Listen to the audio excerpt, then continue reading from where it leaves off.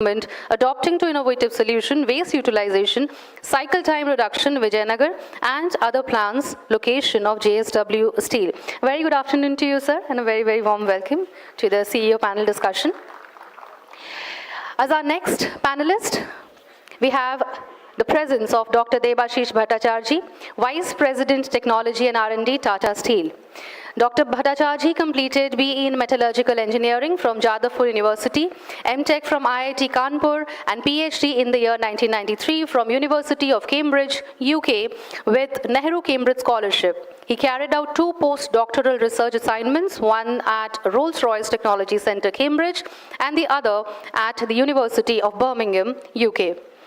He has more than 60 international peer-reviewed journal publications, 7 edited books, and 40 patents. Dr. Bhattacharjee is a fellow of the Indian National Academy of Engineering and of the Indian Institute of Metals. He is also a visiting professor at the Imperial College of London, at the University of Warwick, UK, and at the University of Science and Technology, Beijing. Currently, he is the Vice President Technology and R&D for Tata Steel. Sir, a very good afternoon and a very, very warm welcome to the CEO panel discussion. And now, ladies and gentlemen, our panel discussion will be moderated by Dr. Sanat Mishra. I welcome, sir. I would request him to please come onto the stage, our moderator for the session.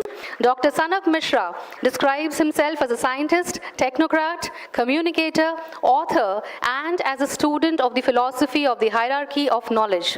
He is strongly committed to the principles of ethics, specificity, and social responsibilities in words and actions.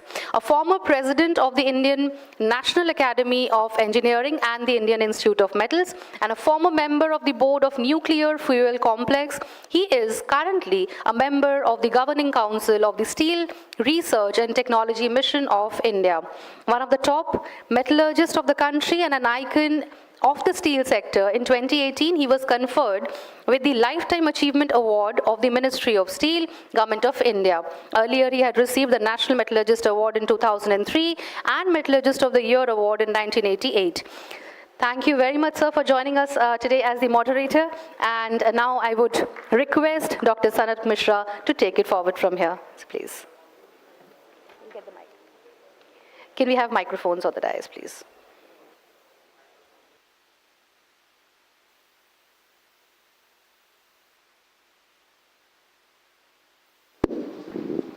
Thank you very much for a nice introduction. And let me welcome all the participants. And also, let me welcome these distinguished personalities. Now I find it's all steel, myself included. So it's going to be very steel intensive. But in general, we all represent the metal sector, not just the steel sector, because of our connection with the Indian Institute of Metals. So we have these very distinguished personalities here at the helm of the steel industry. They not only represent the Indian steel industry, but we have SAIL, we have Tata Steel, we have JSW.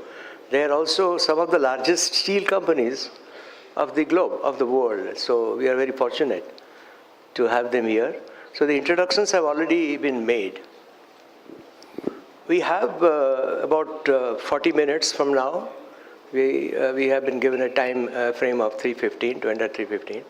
So we have 3 panelists, and I will be moderating the session. And what we will do, we'll structure the session in the following manner, if it's okay with the eminent panelists. We would go from Mr. L.R. Singh and come to Mr. Amarendu Prakash, the Chairman SAIL. And I would ask just a few questions, leading questions, and we would see how they respond to that.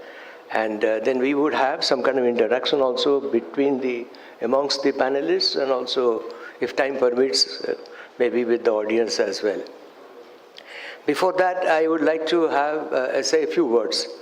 Now, I think time and again today it has been emphasized that India is one of the largest players in the globe in the steel sector. Today we are the second largest steel producer.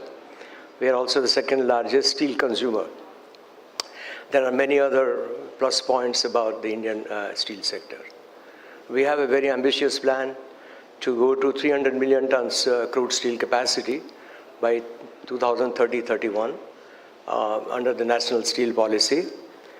And then I think the aspirations are high enough to visualize 500 million tons of steel when we celebrate 100 years of our independence, which is 2047. I was looking at some historical data, and between 1966 and 2021, the Indian steel production grew 18-fold.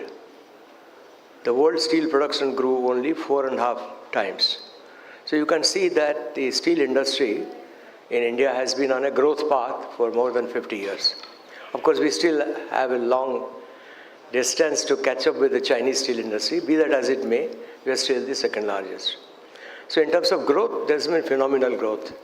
Now, consequence of the growth, there is a very important consequence of that growth. That is, the steel industry worldwide, uploads, if I may use the word uploads, into the atmosphere about 7% of the total carbon dioxide load.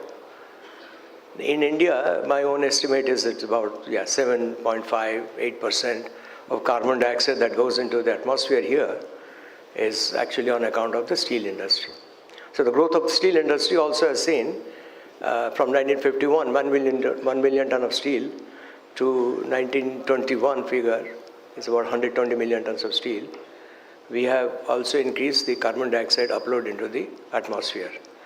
When we talk about the actual carbon dioxide that one uploads, the industry uploads, I have got figures for 2019 which I can quote. I have figures also for later times, but I feel more confident about the figure for 2019, which is that its average would be something like 2.4 tons of carbon dioxide goes into the atmosphere for every ton of steel produced. Now, our aspiration is 500 million tons of steel by 2047 will be, if we don't cut down the carbon dioxide load, will be actually pumping, 1 billion tons of carbon dioxide into our atmosphere. And I don't think increasingly our society, the people in our society are not going to accept it. So this is a very serious issue, and that's what we are going to discuss. And in the intervening period, of course, there have been many ideas have come up, like the UN Charter on Environmental Sustainability. But here specifically, I would like to confine to the issue of carbon dioxide. But any associated phenomena also we can look at it. Now, in April or March this year, the Government of India has introduced a green hydrogen mission, and a follow-up on that, the Ministry of Steel has taken up the potential use of hydrogen in the steel industry. But that's not the only way, of course, of reducing the carbon dioxide, using hydrogen as a fuel instead of coking coal. But there are many governmental policy changes that are taking place. And I would start with Mr. L.R. Singh.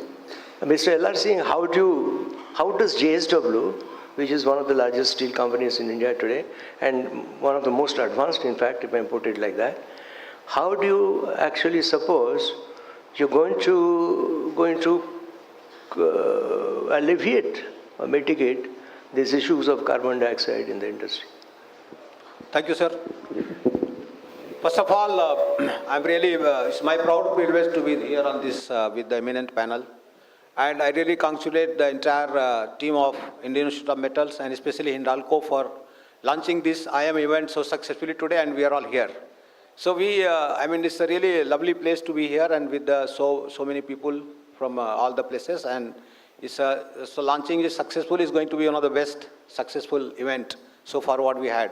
So thanks a lot for that total organizing team, and of course under the leadership of Mr. Satish Pai, Chairman of, Managing Director of Hindalco. So just to apprise all the people who are sitting here. So like it was told in the morning, we have this forum which gathers all kind of eminent personalities right from industries, academia, research. So this was as mentioned in the morning speeches, this is one of its kind in the country. And as we know that we are responsible for increasing the requirement and the production, then we are also, now we need to take it forward that how to make it sustainable and the right topic, sustainable transformer. As far as JSW is concerned, JSW is going to grow and is going to retain 20% of its share in the steel production, which is now at 28 million. By 2028, JSW Steel is targeted to go to 50 million, and by 2032, 75 million. So with that, it's also important that how to we reduce the CO2 emissions. In that direction, we have taken 4-5 key interventions. So major intervention starts from renewable energy.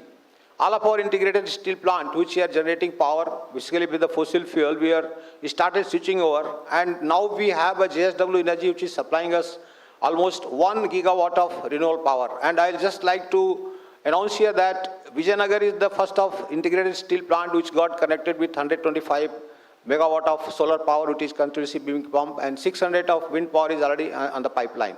So that's going to be the first intervention JSW is contemplating, that switching over entire power generation. Because you know that steel plant is a hard to abate sector. It is responsible for a lot of energy consumption. I mean, you can say 6 gigacalorie, more than 6 gigacalorie for making 1 ton of crude steel. So because it consumes a lot of steel, lot of energy, so there is a plenty of opportunity in order to optimize that. Now we have been burning a lot of byproduct gases for generating the power. So once we started switching over to renewable power, these byproduct gases, which have immense potential in terms of chemical energy, in terms of heat energy, we are going to reutilize them, reuse them, recycle them in replacing the fossil fuel. So that's another the very important intervention we have taken. Another thing, you know that the scrap is the best material to be recycled and to reduce the CO2 emissions. So if we melt the scrap, we can produce steel with the CO2 as less as 0.2 ton per ton of CO2, per ton of crude steel. So JSW has taken a major step in that. We have already announced and going to construct 1 million ton of this scrap-based steel plant. And in our existing steel plants, we are going to increase the scrap consumption, which is at the rate of maybe 10 to 12% to take it to 30% rate. This is the second major intervention. And of course, the other major intervention that we are going to also start various trials with the hydrogen injection, because hydrogen is going to be the fuel for the future. It's going to be the clean fuel and is going to be the most innovative fuel. But nevertheless, for hydrogen to be used in the industrial and commercial scale, the cost of production, which is at present $3.5 per ton, has to come down to the level of 1.5. Recently, we started constructing one hydrogen plant in our Vijayanagar complex to start using that hydrogen in the DRI. And in addition to that, as I told you, that we have adopted many best available technologies and to capture and reutilize, reuse many of the heats in terms of which we are losing. Once we calculate for a 12 million ton steel plant, we lose 190 gigacalorie of heat per hour. So we have made a plan that anything which is going out more than 70 degree, whatever we are losing, that we need to capture, reutilize, and then we see that. With that, we are also, because you know that steel industry works 24/7, so it's not that we will have all those renewable power. We have to go for a storage where we can use that renewable power round the clock. So we started constructing the pump storage. Battery storage is still far away. The pump storage we started. With this all intervention, we have laid out a clear roadmap of up to 2030 to bring down our CO2 emission to the level of 1.75, and by 2050, we are going to be carbon neutral. So this is in short the total roadmap for JSW Steel for making a less emission and control the emissions. Thank you. Thank you, Mr. Singh. So if time permits, we'll come back.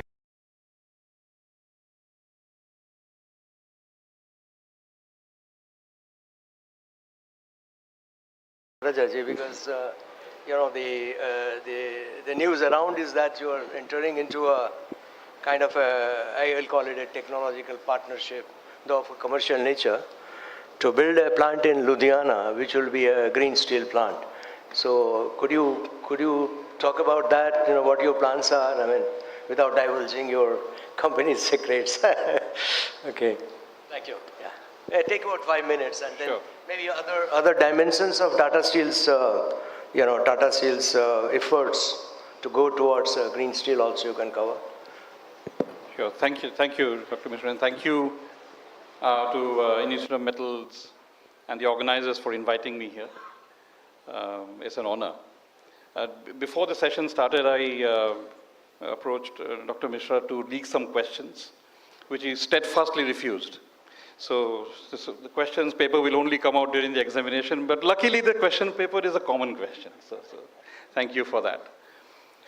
Yes, I think the answer to your first question, which is Ludhiana and the plant, etc., is a continuation of what Mr. Singh just said, which is scrap is the best way to reduce carbon dioxide. Because you're only melting, you're not reducing iron ore, and therefore not using any reducing agent.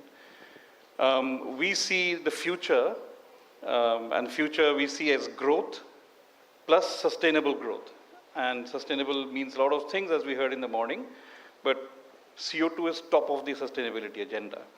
So in order to have sustainable growth, we need to find technologies that are low CO2 footprint. And scrap route is clearly one of them. There is a limitation to how much scrap is available around. Right? In more steel mature countries, such as US and the West, there's more scrap around because it takes about 20, 25 years for steel scrap to come around. So you need to have that much steel in use 20 years ago. And as you said, in India, there was not so much steel available. So there's not much scrap available today in India.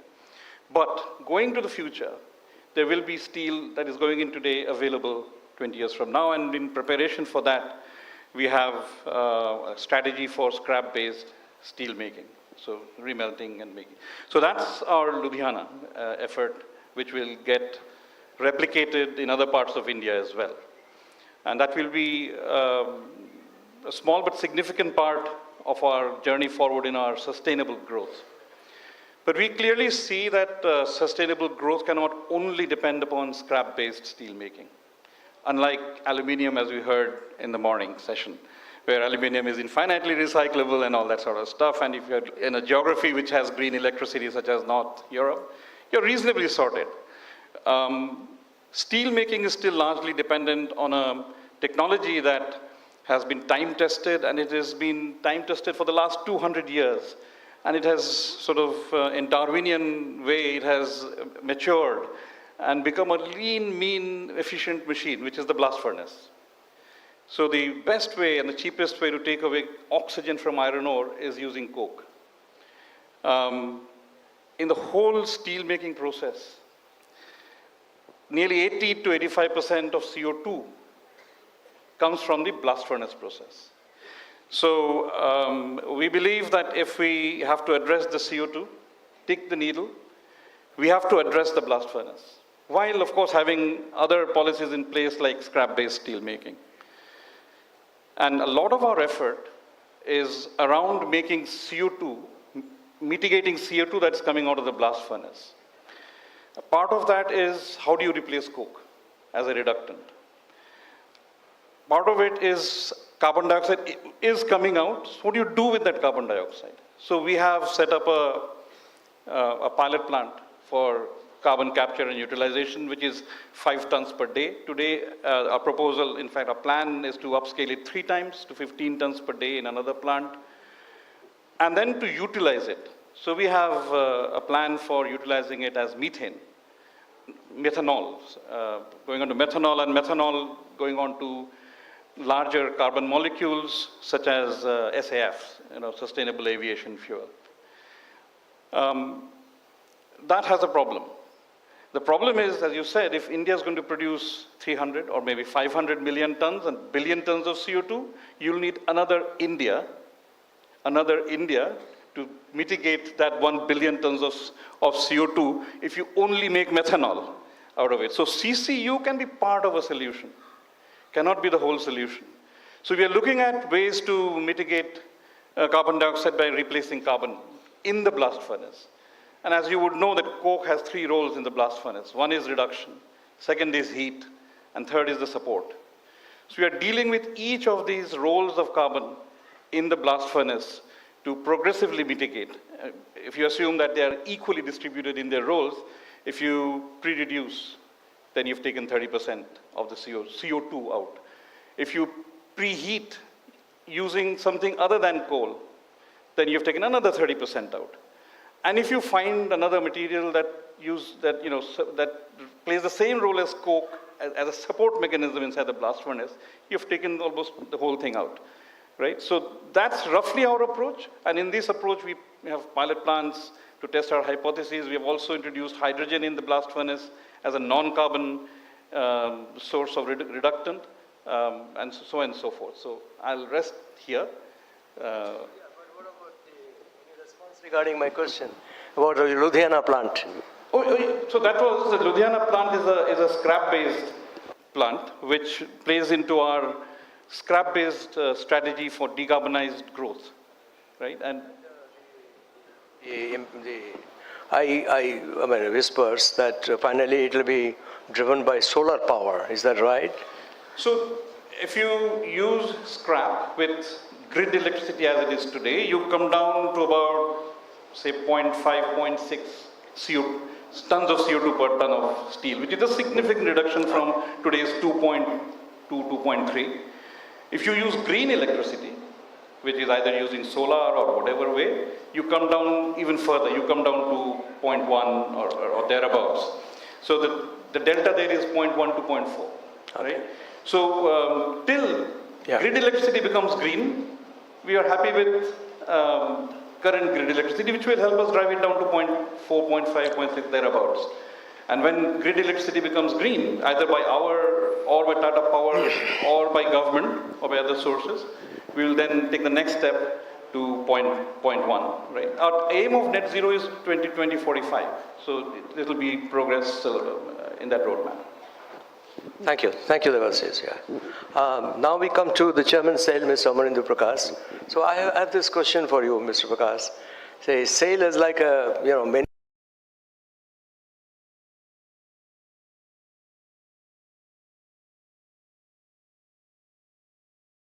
But last one is, as you say, is responsible for 85% roughly of the carbon dioxide that is being generated. Now, as a chairman, I think you have a great challenge where you are also dealing with older technology. And so what are your plans? And you have a very strong growth plan, I mean, because you have the land, you have the water for brownfield expansion. You don't have to look for another piece of land somewhere or something like that. So how do you see your growth plan in your drive for decarbonization integrated into your growth plan? That is my first question. The second is how do you deal with your older furnaces in terms of the carbon dioxide load? Thank you. Thank you. And I think both questions will be answered in one shot only because they are both interconnected. Yes. First, the technologist has spoken and the researcher has also spoken, so I'll take a step back and probably address it more from a business point of view. So I'll talk more like what is the business outcome and how do we look at the whole decarbonization drive as a business. So on that, the first thing is to see that, and the word sustainable as we are using today, and Dr. Mishra has forced us to limit ourselves to only CO2 in sustainability. But if we look at sustainability, the first step of sustainability is to look at anything that you are going to do, who is going to get affected, and what are their interests, how do you address those interests. I will draw from one line, which is very appealing, but no political connotations, but one line. One earth, one family, one future. So there is only one earth. I produce steel and you refuse to produce steel does not help this earth. This is one family. Whatever I do is going to affect you just as much as it is going to affect me. So there is no division of thought between, okay, he is ahead of me or he is a rich man so he can do this. I am a poor man, I will do something else. This is one earth. On this, we all are part of one family. So there can be only one future. So SAIL's drive towards our decarbonization whole roadmap that we are working on, actively working on, and probably in January we'll be publishing a roadmap for public to the stakeholders to look at and comment on, is based on two sides.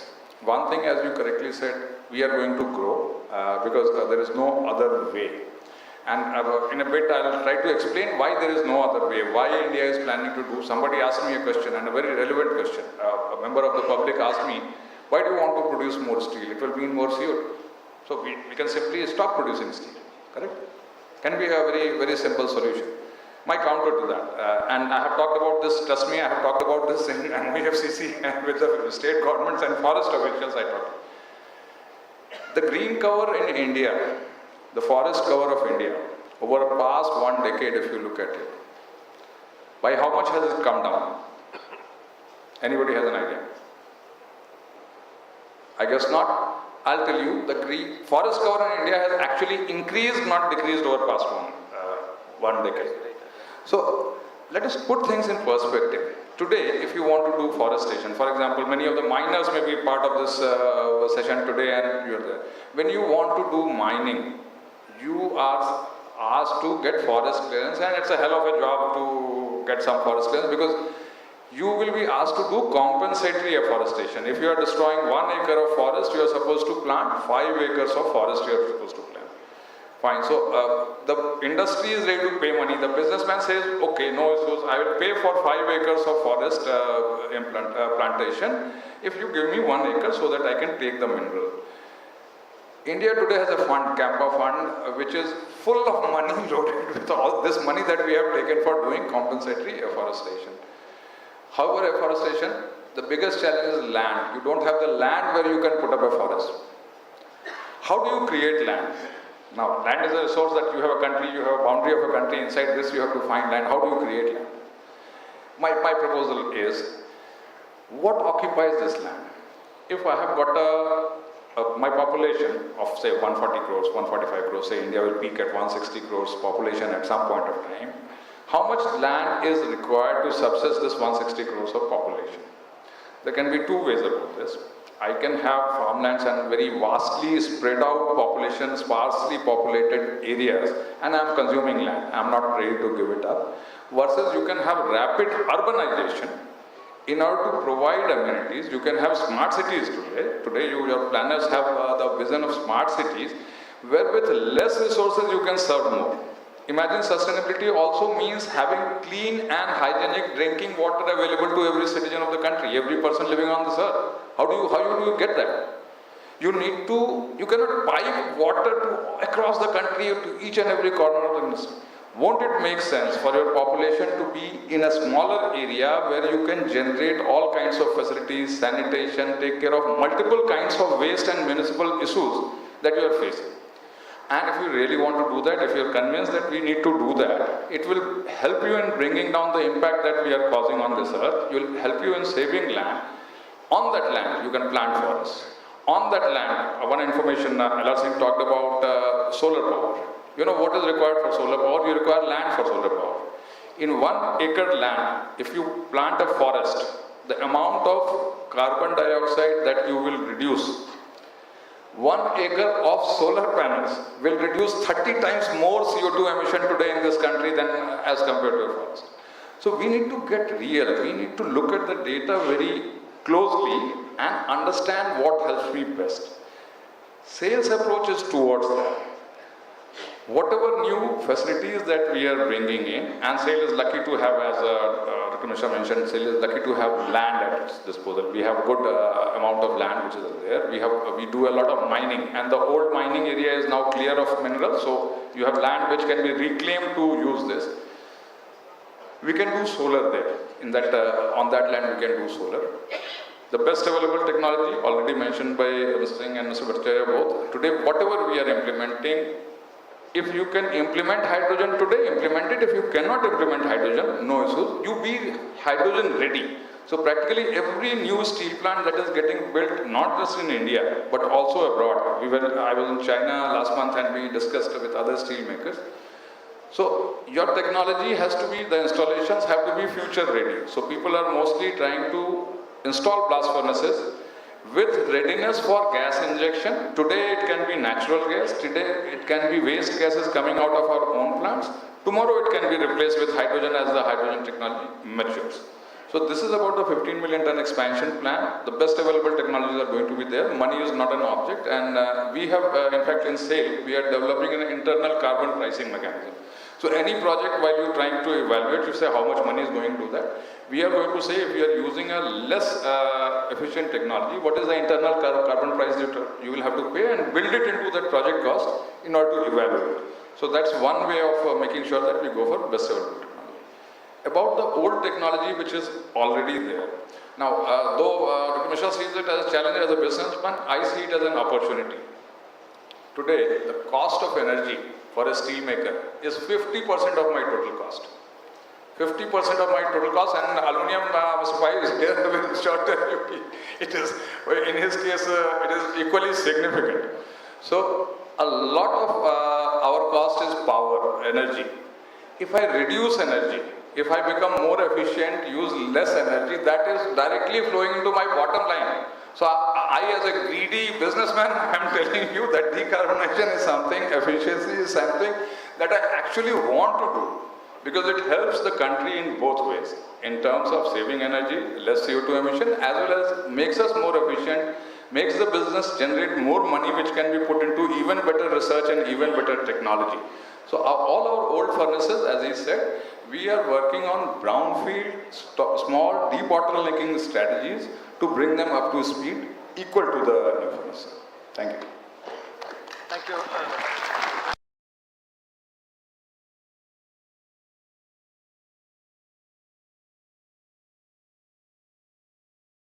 For a couple more questions, and then we'll throw it out to the audience if they have any question for the couple of questions for the panelists. I have because you talked about this efficiency.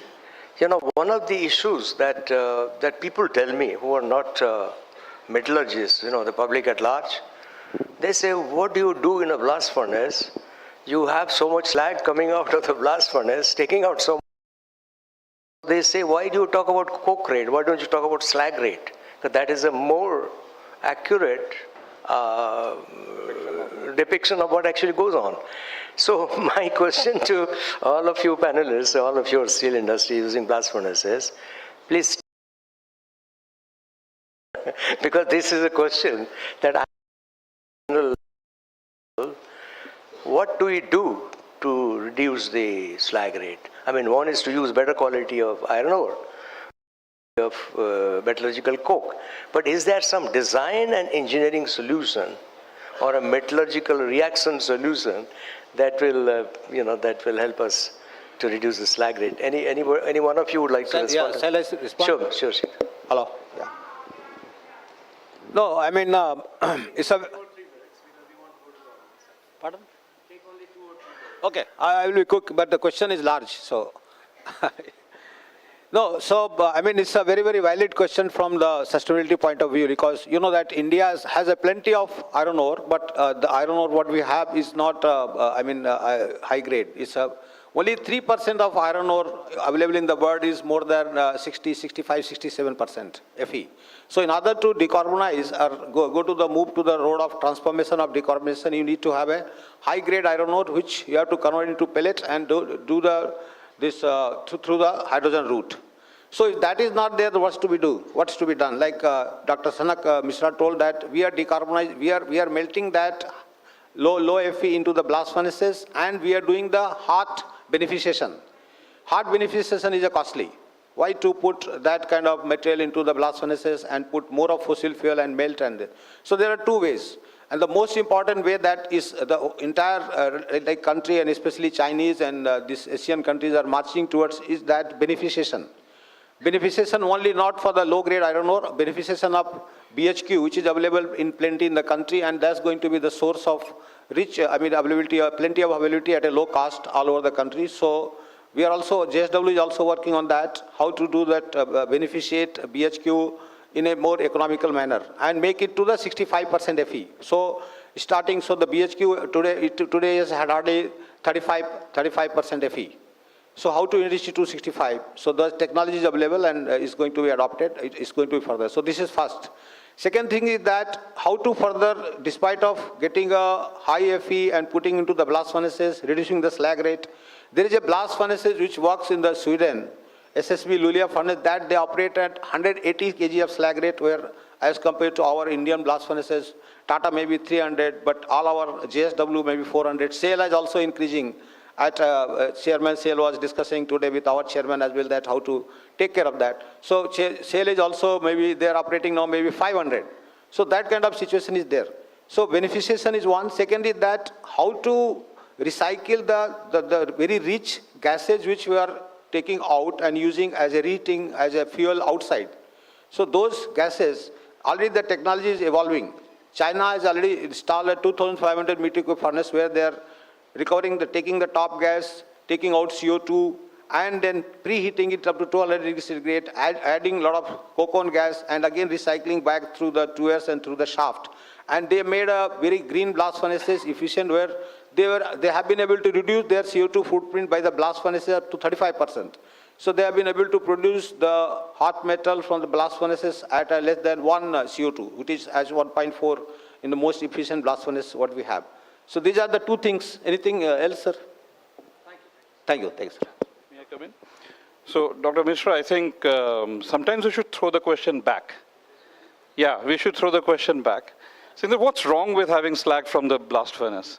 You know, beneficiation is the answer where you take the gang out and put it in, but then beneficiation also means there's more rejects outside. What do you do with those rejects? They become landfills and eventually run out of land to fill, right? So, whereas if the slag actually comes out of the blast furnace, it's 100% used in cement making. Cement's CO2 footprint goes down, right? So the overall CO2 footprint of the world the universe goes down.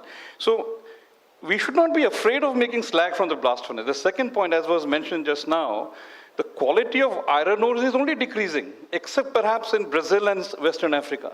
Even Australian iron ore quality will decrease. So we have to be ready to handle more slag in the blast furnace. Yeah. Though it is yes and no. I'm not happy with it, but I'm not.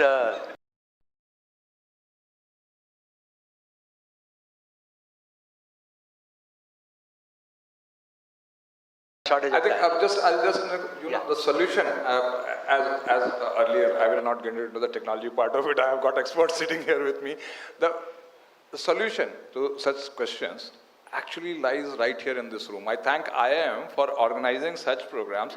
Just program I was talking to Ramanujan here, discussing how do we bring gang down and how do we get all the research laboratories, and he mentioned 23 laboratories are there under CSIR in the country. How do we make sure that the industry collaborates with these institutes to come up with thoughts and technologies and pilots which tell us how to do it? Me lies inside this hall and getting an important point in the morning session, inaugural session. You talked about increasing or enhancing or strengthening the connect between the industry and the academy.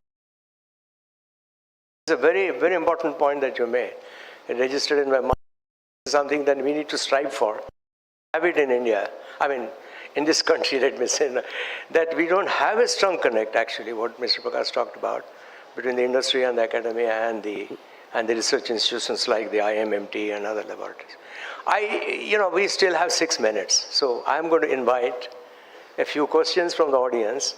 Please name the panelists to whom you, please introduce yourself, your affiliation, and please tell which panelist you want to answer your query. And let it be a question, not a comment, because we don't have that kind of time. So if anybody in the audience wants to have a question, please. Okay, yeah. Can we give him a microphone somehow, or what do we do? Oh yeah, you can take mine.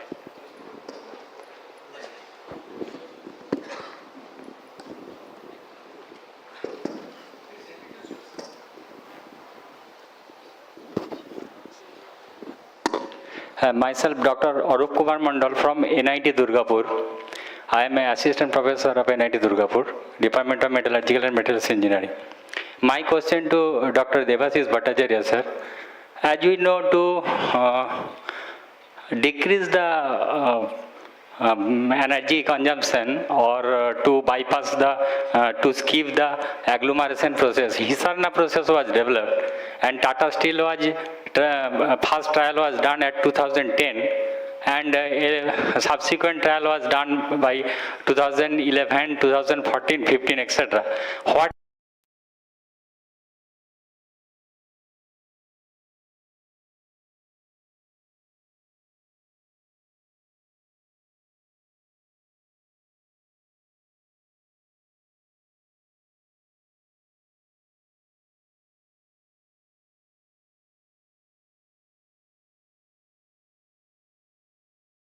.6 to 1 million ton capacity.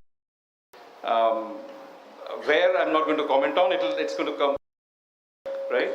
It will reduce energy footprint because it gets rid of all agglomeration and coke making.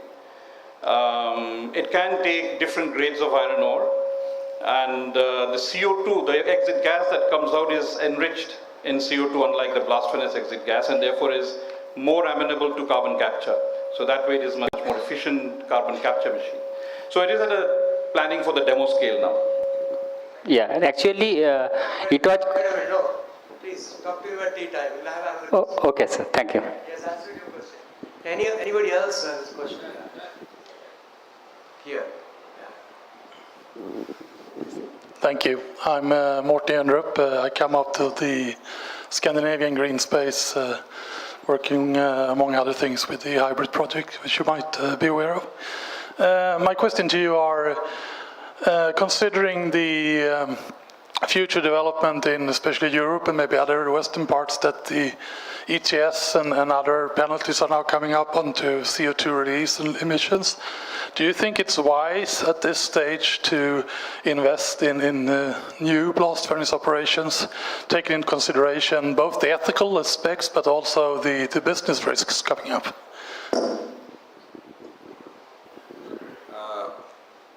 If we look at, as I mentioned, one earth, one family, so one future, everybody.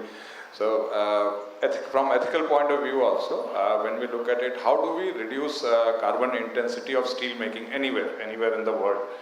So we have seized of the question, but as you saw discussed by Mr. Singh, he mentioned the total amount of high-grade iron ore where hydrogen is an effective way or a DRI-EF route is an effective way of production is limited, so 3%. We have colleagues from BHP Bilton also here, and they'll tell you the total resource that they have of high-grade iron ore. So with all the technologies, selection of blast furnace versus selection of directly reduced iron technologies, these have been evaluated in India. And as I mentioned, last month I was in China and we were talking about it, how to go about it and how do we do it. The grade of iron ore matters. Right now the DRI-EF process, which leads to uses of hydrogen, which is being tried out in Sweden now, a commercial plant is coming up and already planned. And also the switching of Chinese steel industry from blast furnace to DRI route is also dependent upon the grade of iron ore that you can find. As we all know, the world doesn't have so much high-grade iron ore that the total steel demand of the world can be met with DRI route for now. Currently, it cannot be met. As a result, you have to have alternate technologies coexisting for today. The second part, hydrogen is also being tried out in blast furnaces. So as I mentioned earlier, while we are putting up blast furnaces, these blast furnaces, and I speak for all the steel makers in the country, we are competitors amongst ourselves, but all of us work on the same way. These blast furnaces are keeping provisions for injection of gases as well as hydrogen as it matures as a technology. Thank you. Thank you very much. Thank you all. We'll just have one more question and then wrap up this. Yeah, please. You get a microphone for it. Yeah.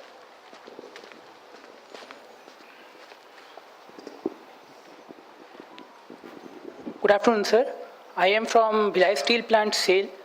So my question is, basically, we want to go for sustainability, and right now in world we are going with artificial intelligence and Industry 4.0. So what will be the impact and how can we use Industry 4.0 in sustainability or reducing the CO2 emissions?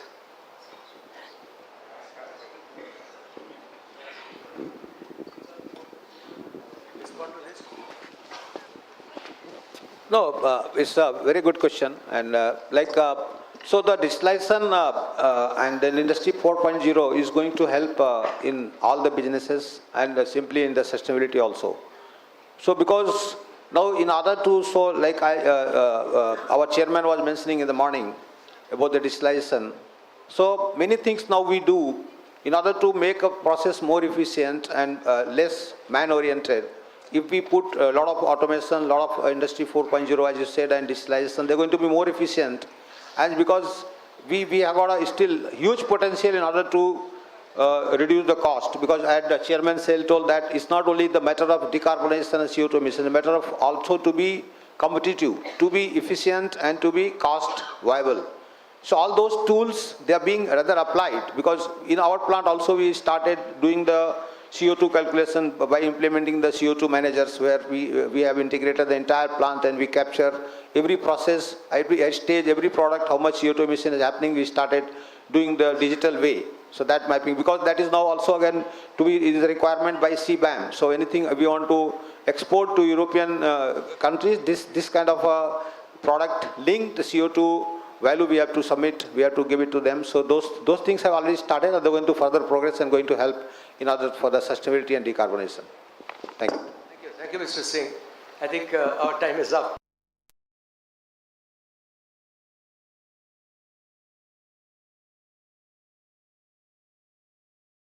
Listening audience, I'm very thankful to that.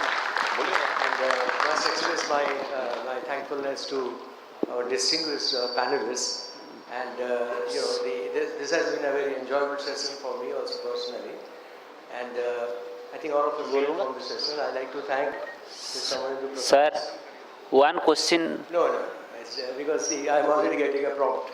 I'm thankful to, I thank Mr. Amarendra Prakash, Chairman SAIL, and I thank Dr. Debashish Bhattacharjee, Tata Steel, and Mr. L.R. Singh from JSW.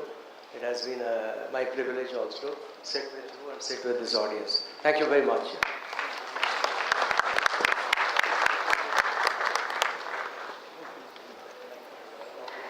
Thank you very much, sir. I would request our panelists and our moderator to stay back with us on the stage. And I would request to give a round of applause for Dr. Sanak Mishra for being such a wonderful moderator, starting, ending, to the point conversation, sir. Thank you very much.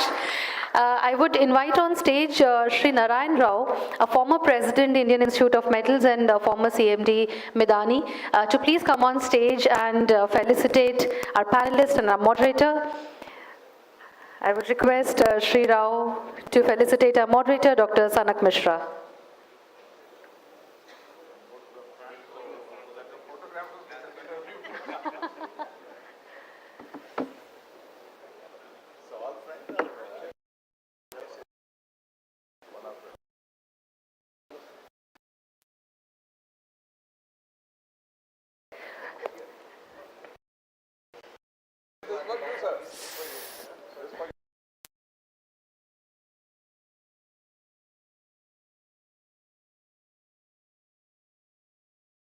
Felicitate Sri Amarendra Prakash, Chairman SAIL.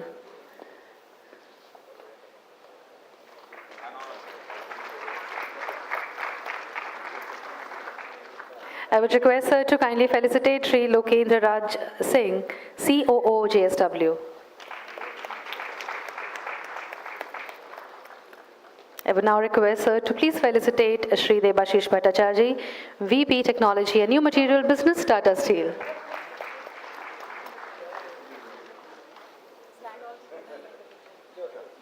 Indeed, this is one of the rare moments to get such eminent personalities together in one frame, so we want to freeze it forever with a group photograph.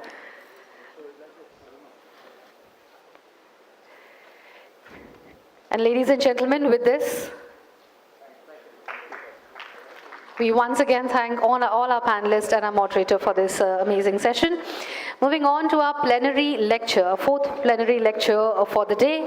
And this lecture will be virtual for all of us, as Professor Veena Sahajwala, Director, Center for Sustainable Materials, Research and Technology, UNSW Australia, will be joining us virtually with us today.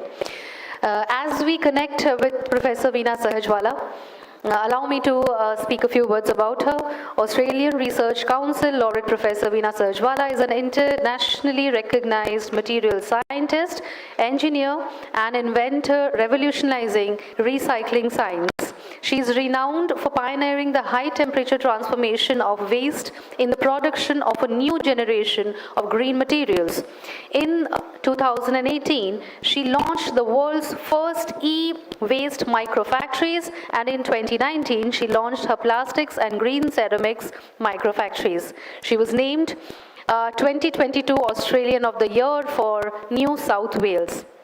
As the founding director of the Centre for Sustainable Materials Research and Technology at the University of New South Wales, Sydney, she is producing a new generation of green materials and products made entirely on or primarily from waste. I can go on talking about her, but I think we are getting her on board virtually. This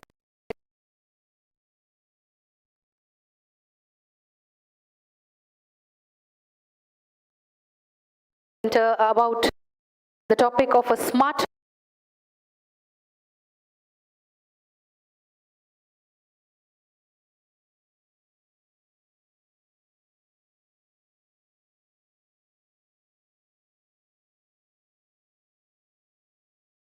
to stay with us for a couple of minutes. We are trying to get her online, on board.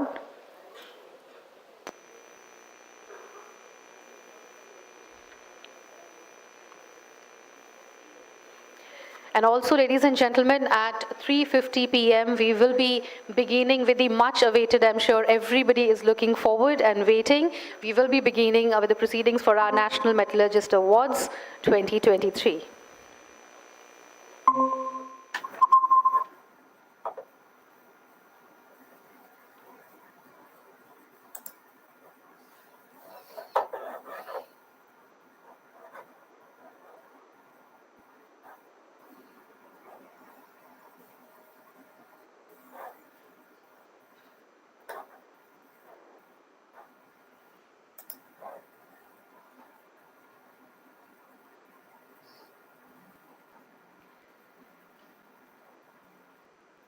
Ladies and gentlemen, we have Professor Veena Sarjwala. Welcome, madam, and over to you.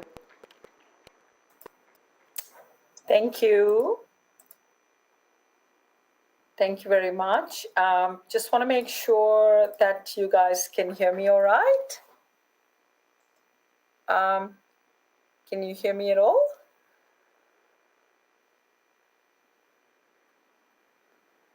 Sorry, I'm just going to double check with you again.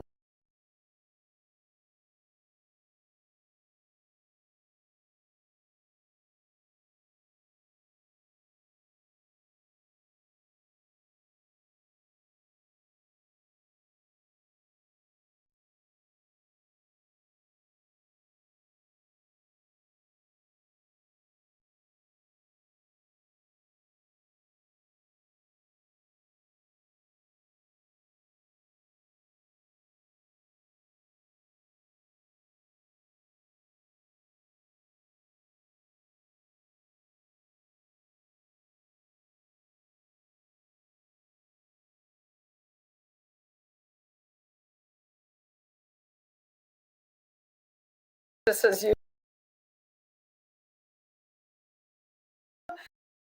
So let me by introducing the topic here that I'm going to talk to you a little bit about, which is on our green steel technology at the University of New South Wales in Sydney.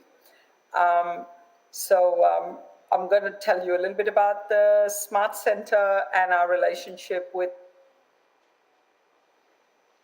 industry partners with whom we're commercializing this technology on green steel. So our focus on this work has been very much at the Smart Centre around recycling materials and indeed also around our ability to, of course, show that it's possible to be able to use different kinds of waste resources in the steel making sector. We also, of course, are developing new technologies, new solutions and indeed with our green manufacturing solution showing that different kinds of possibilities exist. So just in terms of giving you a bit of an overview of Smart Center, and also to tell you a little bit about what we do in terms of the work at Smart. I hope you can see some of the things that I'm showing you on the screen, but to be able to show you different kinds of materials that we're using in manufacturing processes. In our manufacturing process, we're using different kinds of waste feedstock.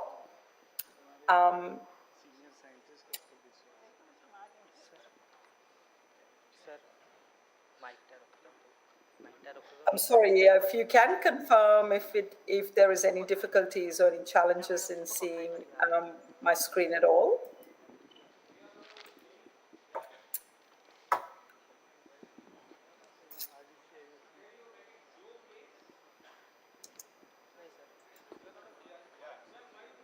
Sir, actually it is in Google Meet only.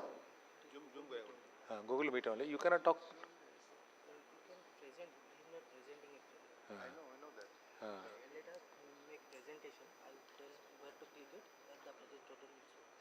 I think we just tell it. Madam, please present your presentation on the screen. Share your presentation. Okay, well, let me just see if you can actually see my screen, and I'm gonna try and present that now, and I'll just see if you can actually see that see my screen or not. So give me one moment. I'm just trying to, I'm just trying to get that on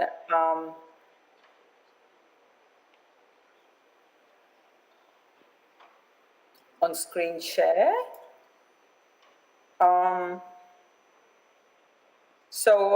you able to see my slides at all? Yes, yes, ma'am. Make it presentation mode. Presentation mode, madam. Presentation mode. Yeah, I know, but it's It's fine, ma'am. It's fine. But look, let me. It's okay now. Can you see that? Can you see that at all Yes, now? yes, ma'am. In the presentation mode. Excellent, excellent. So listen, let me just start off with the starting point, a little bit more about our green steel technologies. It's polymer injection technology. And this is really about using different kinds of waste resources in the making of steel.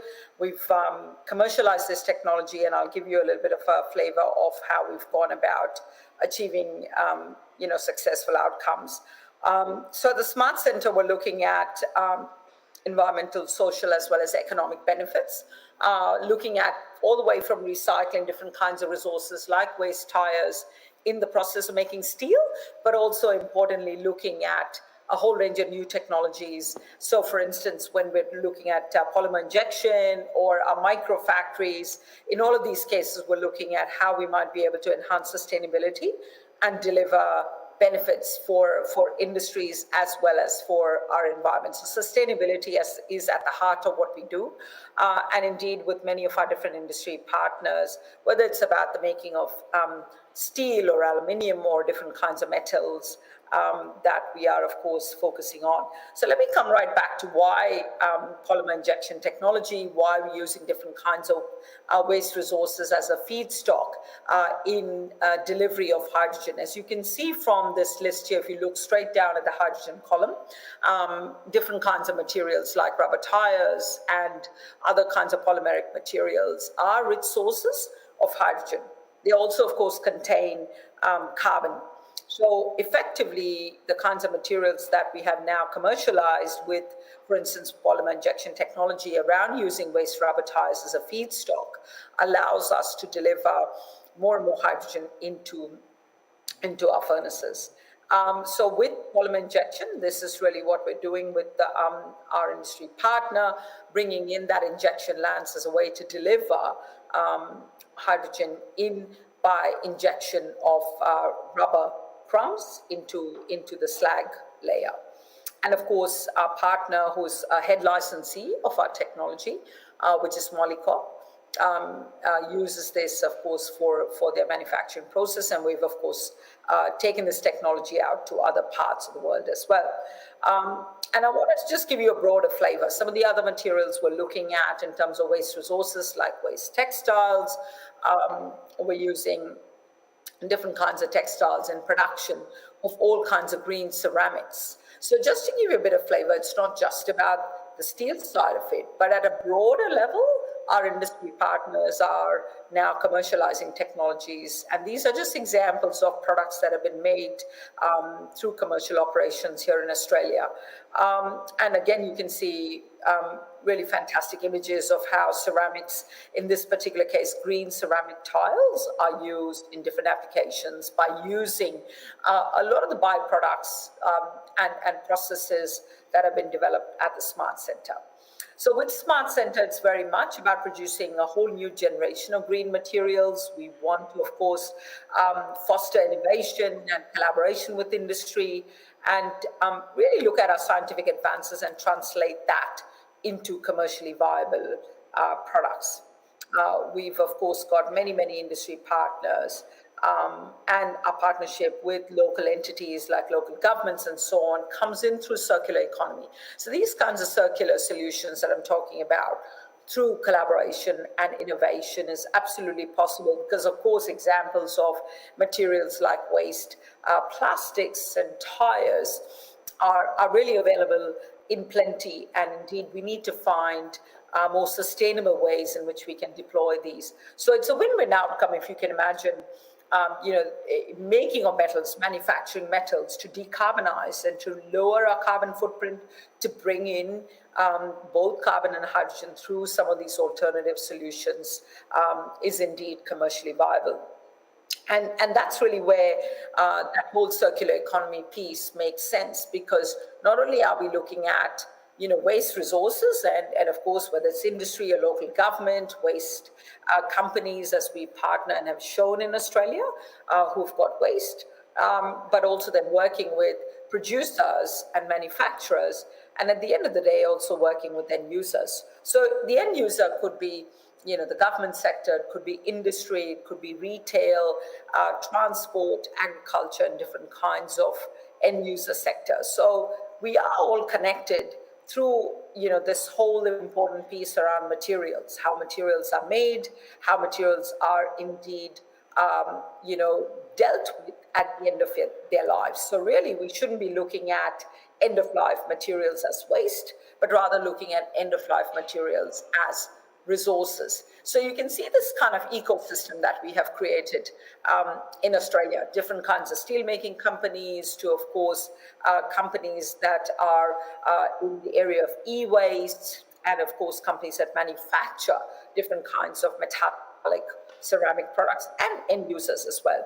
That is the kind of ecosystem we need to be able to demonstrate that whether your waste is coming from tires or indeed plastic waste, all of this can be brought back into the ecosystem through collaboration. So let me come to a little bit more detail on our green steel technology, which is what's been developed and patented, not just in Australia, but globally and indeed deployed in many places in the world as well. And as I'm showing you here in this picture with the polymer injection technology, whether it is about ultimately the injection lance that delivers rubber or the potential opportunity to bring in different kinds of complex waste plastics. So this is, a picture of what we're doing with our industry partner in Newcastle. But if you pause and reflect for a moment on the steelmaking sector, and just to reflect on the fact that global emissions from steelmaking account for about 9%, of course, of emissions, we've got an opportunity here, a tremendous opportunity for the sector, in order to decarbonize, is to look at hydrogen in many different ways. And that's really the critical goal here. How you deliver hydrogen, how you use hydrogen in the process of making steel, but also equally importantly, recognizing that both not only rubber, but also steel-based materials are available to us in products like rubber tires, You think about the fact that there is a lot of good quality steel. There's also rubber that contains carbon and hydrogen, are all ways in which we can use different kinds of raw materials, different feedstock for manufacturing steel. So again, delivery of materials and resources into EAF by bringing in not just scrap, but also bringing in DRI. But the all-important question of what is the reductant if we're going to bring in a reducing agent to be able to also carry out direct reduction. There are opportunities there to introduce some of these alternatives and therefore, of course, work towards decarbonization.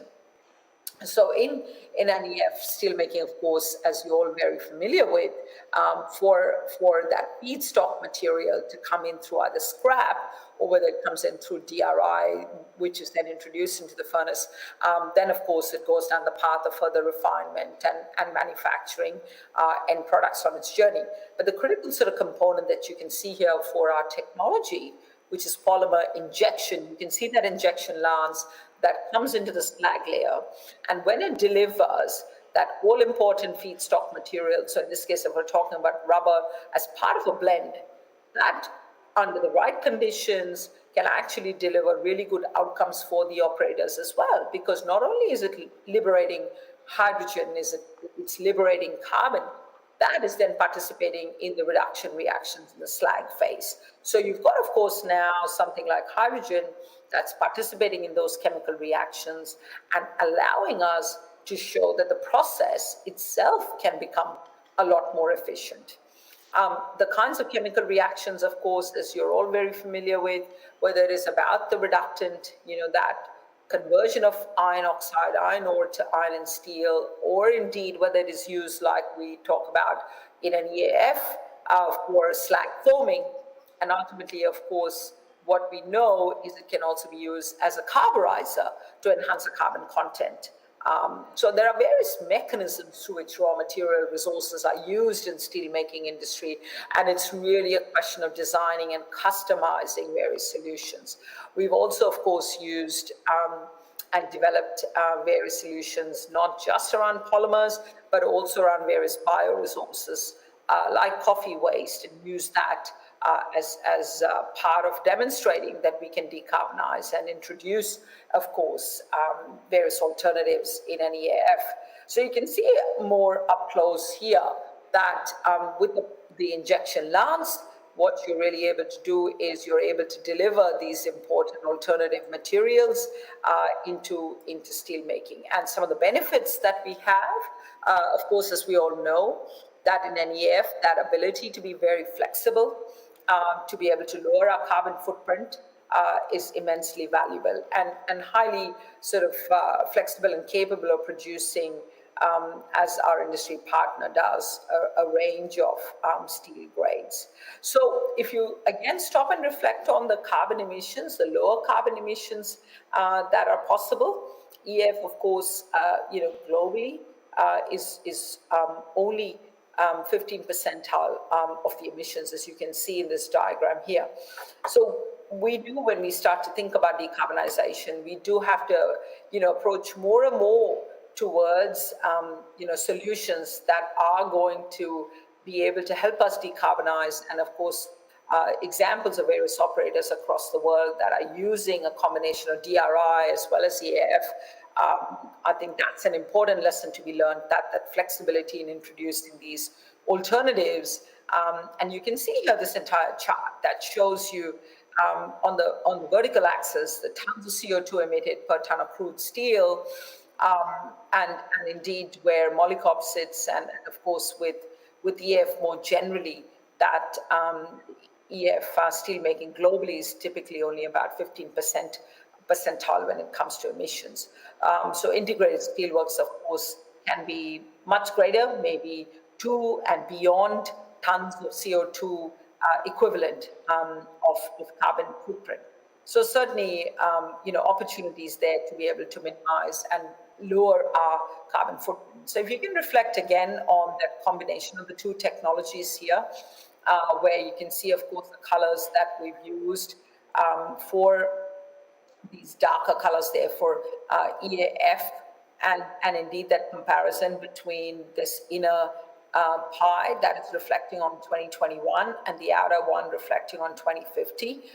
So you can certainly see that at the moment, of course, that EAF route is accounting for 30% of steel production in 2021. And by 2050, of course, what these predictions are talking about is 48% of steel production will happen through this DRI-EF route, which will, of course, be really, really important for us to be able to utilize our ferrous resources, our carbon and hydrogen resources as metals producers. Tremendous opportunity to play an important part in decarbonization. And of course, you can see that, the share of indeed this kind of steel production through DRI and EF will only keep increasing. Messages.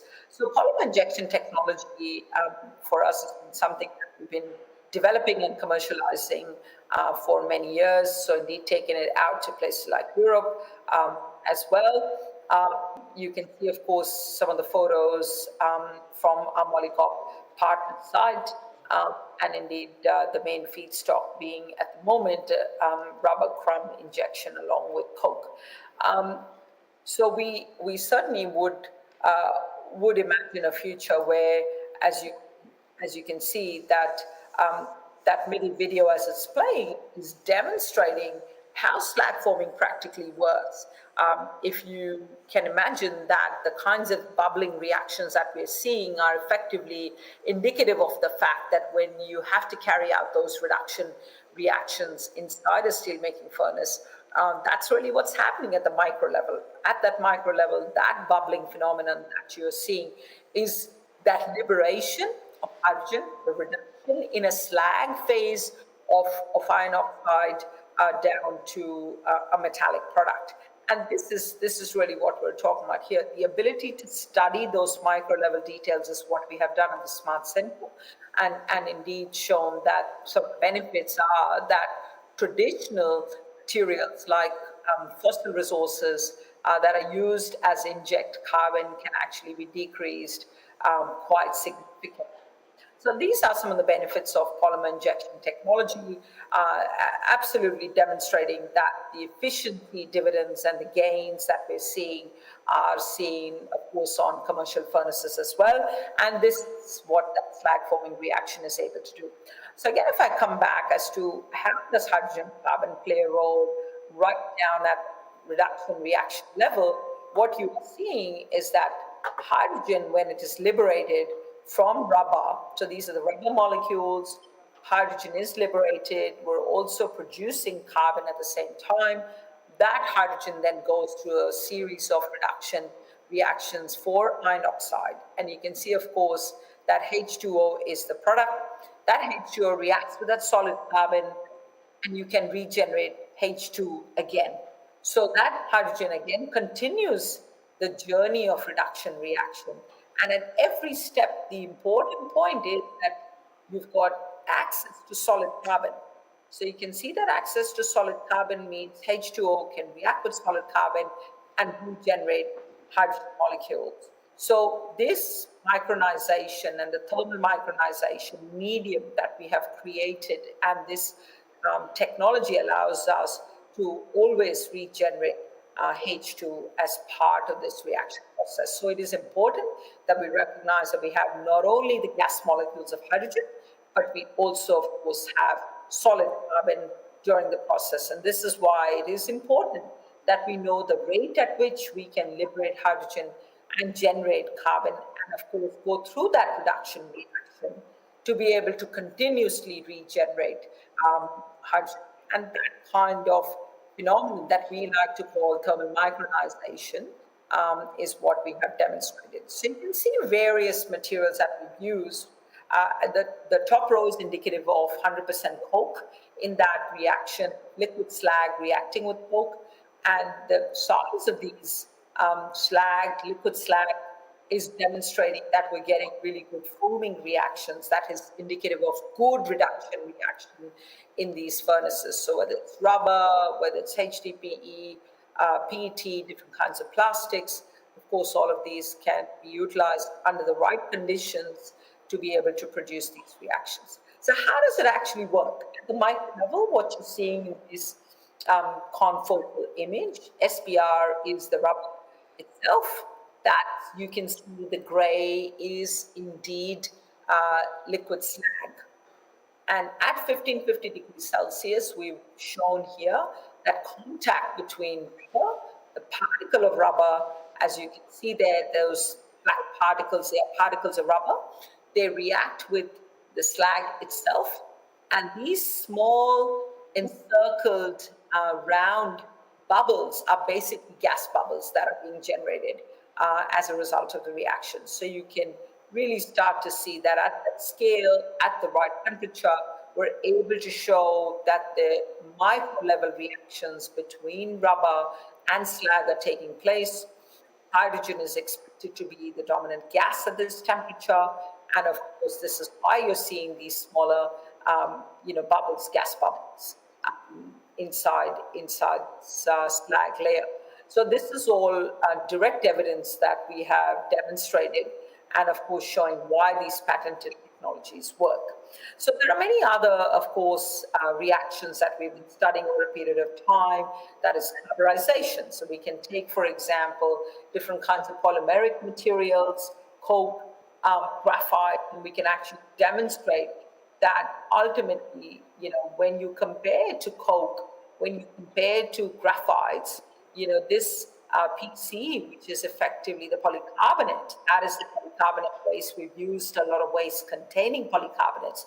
The reaction, the carburization reaction, as you can see from the overall rate constant for that reaction, which is in first row, is really a lot better than coke, and indeed comparable to graphite. So the point here is that the kinds of properties that we see in these kinds of polymeric materials are absolutely capable of carrying out reaction under the right rates and achieve the right kind of outcomes for carburization in this case. So this is the overall rate constant for carburization reactions. So whether we're talking about rubber for purposes of slag forming, or in this case, a polymeric material like polycarbonate, we have demonstrated that not only are we doing recycling, but we are also achieving great outcomes from the point of view of making that steel making process so much more efficient. So what we're really talking about here is introducing that fourth R, going beyond the 3 R's of reduce, reuse, recycle,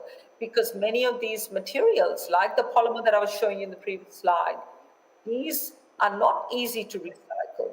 And if they're not easy to recycle, we need to go to the fourth R. That fourth R is all about reforming that structure, the molecular structure, as in the case of rubber and polymers, to liberate gases like hydrogen, to liberate carbon that then participates in various reactions in metal production. And of course, many other metallurgical reactions and metal production that requires these kinds of elements and molecules as part of the reaction. So we've shown that these alternatives are possible. Another area that we're working on, and again, you can see in this case, we're comparing waste coffee, which is that green line there, that shows that the degree of reduction that we're getting, that degree of reduction is a lot better than coke, and you can see that comparison. So again, even in solid state, using something like coffee waste, that residue, allows us to pursue the kinds of reduction reaction and show that indeed the performance is a lot better. Even in one city, like Sydney, what we have is thousands of tons of waste coffee that is produced every year, and majority of that will end up in landfill. So the point of showing that we can indeed produce metallic outputs like ferrous materials is a great way to demonstrate that the ability to bring together new reductants, these bioresources like waste coffee with iron oxide, can actually show that it is indeed possible. And you can see from this structure. Madam Beena, I think I just interrupt. Can you make it a little bit more quicker? You are falling short of time now. Can you schedule your presentation a little faster? Quicker. Look, yeah, sure. Look, I'm happy to leave it at that. That's not a problem. Really just finish off the talk. Happy to Okay, leave it at okay, the okay. Thank you. final slide, which is on green materials, where I was coming to anyway. So happy to leave it at that. This is where I was coming to as a conclusion around reform that I just finished explaining. That's the fourth hour that we're talking about. So yeah, happy to leave it at that. Thank you very much. Thank you for your attention. Thank you very much. That's so wonderful for such a nice presentation. Thank you. Thanks a lot. Awesome.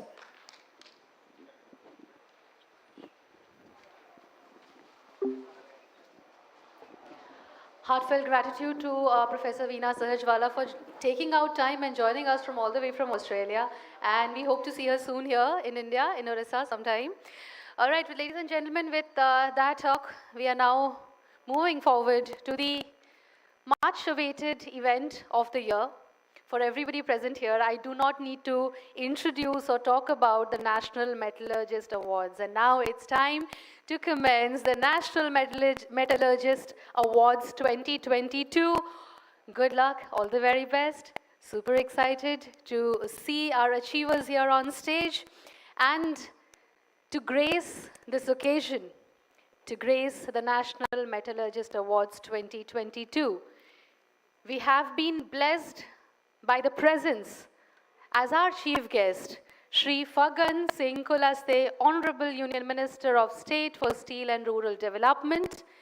We also, as the guest of honor for the occasion, we have been blessed with the presence of Shri Nagendranath Sinha, Secretary, Ministry of Steel. And as our special guest today, we will be joined on the dais by Shri Paramjeet Singh, Additional Industrial Advisor, Technical Division, Ministry of Steel. We will also be joined on the dais by Shri Satish Pai, President, the Indian Institute of Metals. And we will be joined on the dais by Professor B.S. Murthy, Vice President, the Indian Institute of Metals. We will also be joined on the dais by Shri S.S. Mohanty, former President, the Indian Institute of Metals and Chairman, Core Organizing Committee, IIM ATM 2023. On the dais, we'll also have the presence of Mr. Bibhu Mishra, Convener, IIM ATM 2023 Organizing Committee. And along with, we will also be joined by Brigadier Arun Ganguly, retired, Secretary General, the Indian Institute of Metals. So ladies and gentlemen, as we get ready to commence the much-awaited National Metallurgist Awards, I would request all our dignitaries, all our guests, all our participants to kindly settle down if you are not yet, because in the next hour and a half or so, not only we will be blessed and guided by the kind words of our Honorable Minister, Shri Fagan Singh Kulaste, but also we will be meeting some eminent personalities and figures from the field, and we will meet our awardees in categories like Lifetime Achievement Award, National Metallurgists, Award for R&D in the Iron and Steel Sector, Young Metallurgists, and एक बार जोरदार तालियों के बीच हम आज के इस दिन में, आज के इस कार्यक्रम में स्वागत करना चाहेंगे our Honorable Union Minister of State for Steel and Rural Development, Shri Fagan Singh Kulaste. Might I request our volunteer to kindly come forward and present a flower bouquet to Honorable Minister and welcome him to the NMA 2023. I would also extend once again a very humble welcome to Shri Nagendranath Sinha, Secretary, Ministry of Steel. I would request our volunteer to present a flower bouquet. Ladies and gentlemen,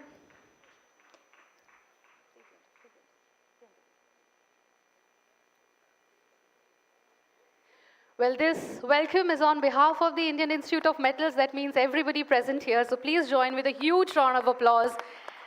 and sir नमस्कार, बहुत बहुत स्वागत है आपको जगन्नाथ भूमि को और आज के हमारे इस कार्यक्रम को आपको चीफ गेस्ट की तरह we are truly honoured. Shri Nagendranath Sinha, Secretary, Ministry of Steel. I would request sir to present a flower bouquet to Shri Paramjeet Singh, Additional Industrial Advisor, Technical Division, Ministry of Steel. And Shri S.S. Mohanty, former President, IIM Chairman, Core Organizing Committee, IIM ATM 2023. Shri our dignitaries, once again extending a very, very humble welcome. And now, ladies and gentlemen, without further ado, कहा जाता है किसी भी आरंभ को शुभारंभ करने के लिए हम भगवान जी का आशीर्वाद लेते हैं. मैं अनुरोध करना चाहूँगी हमारे मुख्य अतिथि माननीय मंत्री महोदय and हमारे अन्यतम सम्मानित अतिथि, our guest of honor, to kindly proceed for the ceremonial lamp lighting and formally inaugurate the National Metallurgist Awards 2022.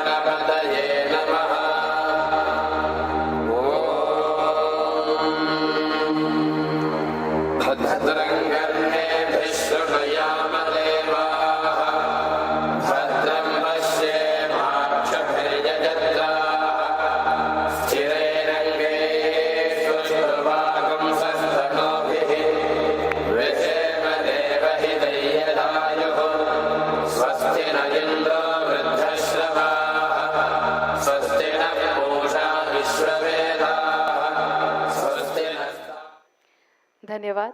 हम हमारे मुख्य अतिथि एवं अन्य सम्मानित अतिथि को धन्यवाद करना चाहेंगे for lighting the ceremonial lamp and inaugurating the National Metallurgist Awards 2022. On that note, I would now request Professor B.S. Murthy, Vice President, the Indian Institute of Metals, to kindly give the welcome address. So please. Can we have a round of applause, ladies and gentlemen? Good afternoon, friends. Once again, welcome to all of you for this afternoon get-together, where we are blessed by the presence of our Honorable Ministry of State, Shri Fagan Singh Kulaste ji, and our guest of honor, Narendra Sinha ji, Secretary MOS, Ministry of State, and also our special guest, who is an advisor to MOS, Premjit Singh ji. Thank you very much for being here.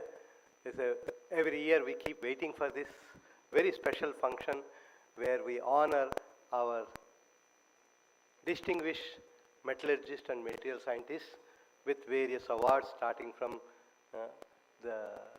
what we call it as a Lifetime Achievement Award to Metallurgist of the Year Award and National Metallurgist Award, and also the Young Metallurgist Award. So this has been a tradition of our IIM. We have been trying to instill a kind of pride in all our metallurgists for the excellence that they try to show through their work, whether it is in industry or R&D labs or in academia.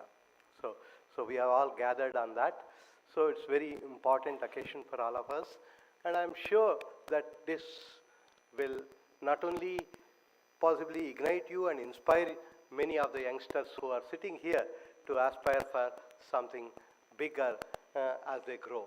And that is one of the reasons why this particular function we invite very special guests. The minister himself every year, year after year, comes to be a part of this particular function and to ensure that the value of those awards are enriched further with his presence. So we are very happy, sir, for your presence here, and I'm sure that your presence blesses all of us for this particular function that we are organizing. And I'm also very happy that this particular 77th get-together of all metallurgists and material scientists is going on very well from the morning. We had wonderful inauguration, and an international symposium is going on, and the next 2 days where we have a large number of papers going to be presented, posters going to be presented, and we definitely will go out with a lot of learning from all these.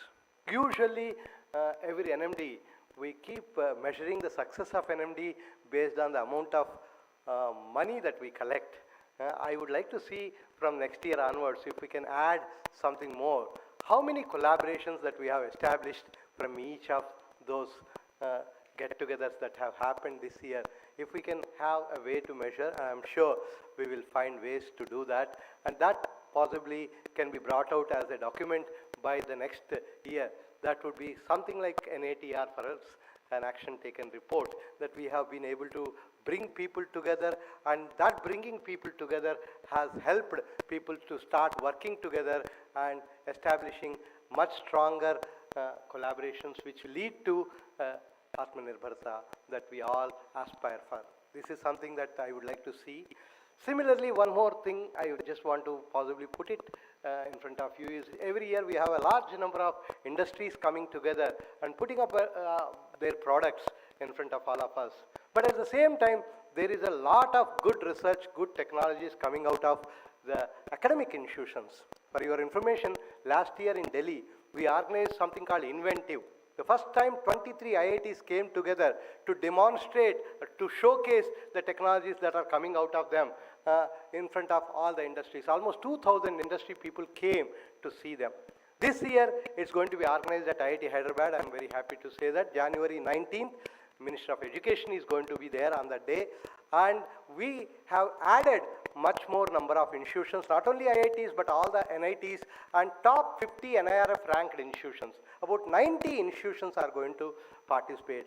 So I would like to see from next year if we can add in our ATM a few such showcasing of the technologies that are coming out of the academics, because there are so many industrialists who are going to be there, and that is something which will add a lot of connecting people together. This is another. And the third thing that I just want to also add is if we can possibly bring out more and more innovations among students. Just to give you an idea, at IIT Hyderabad every year, twice we call for proposals from students. We call them as build projects, bold and unique ideas leading to development. And we give a 1 lakh rupee to each student who has a good idea. And not only that, we say, if you are thinking that your courses are disturbing you, we give you a semester break with 6 credits. A first semester BTech student can take a semester break at IIT Hyderabad. So we would like to see if such kind of students are brought to IIM, particularly in the metallurgy materials area, and see that they demonstrate their technologies. I have seen this has really helped us in the last 4 or 5 years at IIT Hyderabad. We have more or less 150 startups which have got a revenue of 1,200 crores. So this is something which I am sure when such brilliant students come to IIM Forum and in the ATM, they will have a few stalls where they exhibit. Possibly there will be some industries who get excited about those and come to see that they are taken forward. So these are a few thoughts that I have, and on this special occasion, I just thought I will share with you. Once again, thank you, sir. Thanks for being amongst us and blessing all of us with your presence here. And I'm sure every one of you are eagerly looking forward to his nice words for us to carry with us wonderful insights on how we should move forward in the area of Atmanirbharta, and we are looking forward to listening to our ministers. Thank you, sir.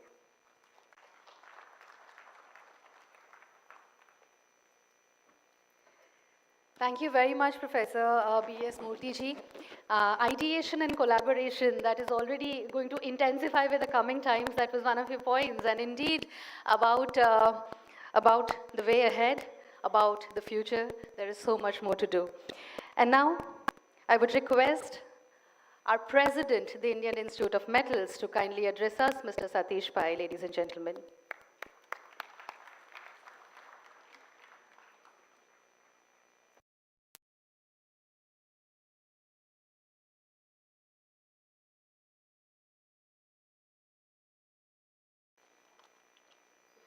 So I would like to start by welcoming the Honorable Union Minister for State for Steel and Rural Development, Shri Fagan Singh Kuliste ji. आप industry के बड़े supporter हैं. आप इस awards को personally last year भी आए हैं, सो आपको बहुत बहुत धन्यवाद कि आप इस आपके बिजी टाइम से कुछ टाइम निकाल के आप इंडियन इंस्टीट्यूट ऑफ मेटल्स के लिए आपने दिया. सो बहुत धन्यवाद जी sir. I would also like to welcome the Secretary Ministry of Steel, Sri Nagendranath Sinha, and all other distinguished kids on the panel. Thank you so much for coming here today. So a warm welcome to the National Metallurgist Awards ceremony. It's a privilege to represent the Indian Institute of Metals as we gather to honor the pioneers who have shaped the industry's growth and continue to drive the progress. Would also like to thank the Ministry of Steel that sponsors these awards. Thank you very much. So India, as we have been discussing throughout this year, is seeing rapid growth. And it's propelled by key industries like aerospace, military, energy, as well as many of the programs driven by the government for Atmanirbhar Bharat, which includes smart cities and the digitalization program. At the same time, in India, we are creating a global hub for the production of batteries, electric cars, semiconductors, and other high-tech goods by establishing an environment for international players to come in and set up in the country. As large metal manufacturers, we are committed to support the industry's continued growth by ensuring a sustainable manufacturing process, along with using renewable energy resources and embracing circular economy and recycling. I think many of the presentations you heard earlier today have deliberated this in depth, and it is a question of trying to marry economics with technology and reality and trying to find a path forward. In addition to adoption of sustainable practices, we also need to focus on the new generation of skilled workforce with that growth mindset and with that passion for the technology and for the industry that we will need. Our industry is growing at double digits, and it is very imperative that we have the new generation being attracted to manufacturing and metals industry, because the country will need you as we grow. The Indian Institute of Metals is committed to these goals with initiatives such as Startup Awards. We actually started this last year, where we make these awards where many startups present their case, and the best ones give the awards, which we'll be giving during this course of the next few days. Training courses are also run by the Indian Institute of Metals and publication of white papers. We are working closely with academia and industry to create a robust innovation ecosystem that will drive the development of new technology and processes. So I was quite happy to see some of the requests and challenges that Professor Murthy has put out, where, maybe by next time we have to show how all these three can come together and actually do something. I'm confident that the Indian metal industry, with its rich heritage, technology prowess, and commitment to sustainability, will continue to shape India's future. And as we honor the achievements of our metallurgists today, let us collectively commit to a future where growth is not just measured in output, but in sustainable impact that we make on the industry, our nation, and the world. Thank you for your attention, and I would, of course, like to congratulate all the awardees who are going to be recognized today. Thank you very much.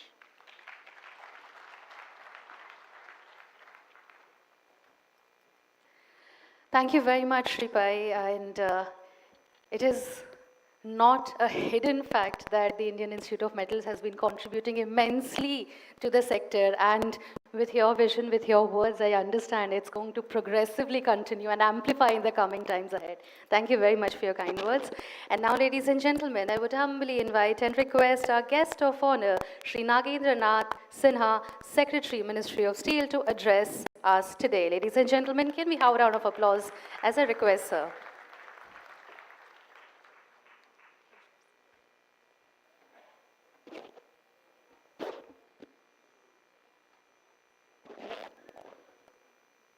Honorable Union Minister of State for Steel and Rural Development, Mr. Fagan Singh Kulasteji, Mr. Satish Pai, President, Indian Institute of Metals, Professor B.S. Murthy, Vice President in Indian Institute of Metals and Director, Indian Institute of Technology, Hyderabad, my colleagues on the dais of distinguished guests of the dais, thank you very much for inviting me to the 77th annual technical meeting of the Indian Institute of Metals, which will, of course, in this session, will have the National Metallurgist Awards event. On this occasion, I extend my best wishes to all the members and stakeholders of the Indian Institute of Metals, and it is with the active efforts of the technologists, metallurgists, academicians, whose efforts have brought Indian industry to a level where the growth of metal industry and associated industries among the highest in the world.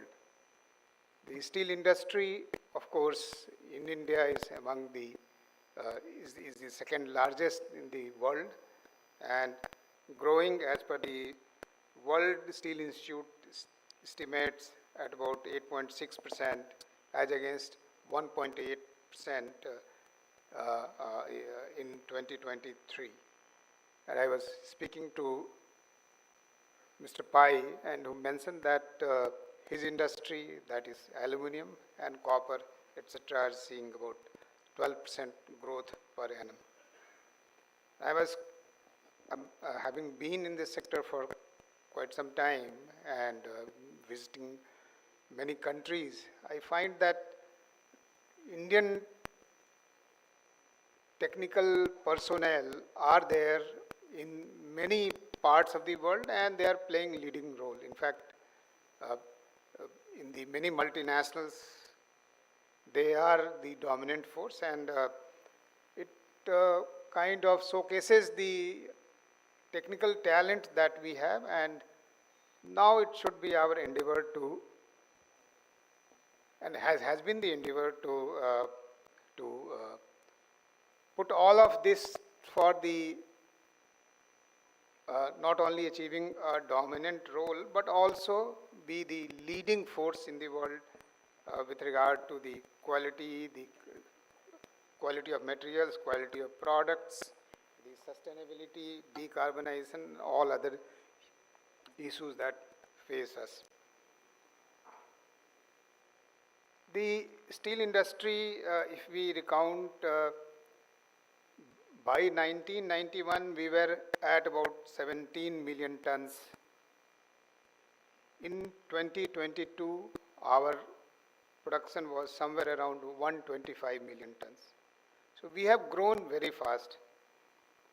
In terms of quality, if we see among the 400 quality control orders, 145 quality control orders are from the steel industry. So this steel industry is among the most quality conscious, and it's our endeavor from the Steel Ministry, and we get a lot of support from the industry, academia, and research institutions for continuous innovations and standard development, which allows our quality to improve continuously, and also protects Indian industry from substandard imports that do take place, and also protects our industry from such kind of unscrupulous imports.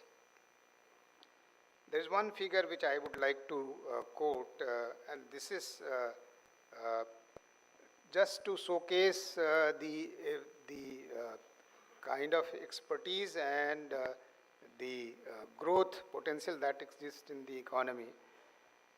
If we take the DRI production, the capacity is something like 55 million tons, and the production is something like 44 million tons. This is among the highest in the world. So the point that I want to illustrate by quoting these numbers is that we have the wherewithal to be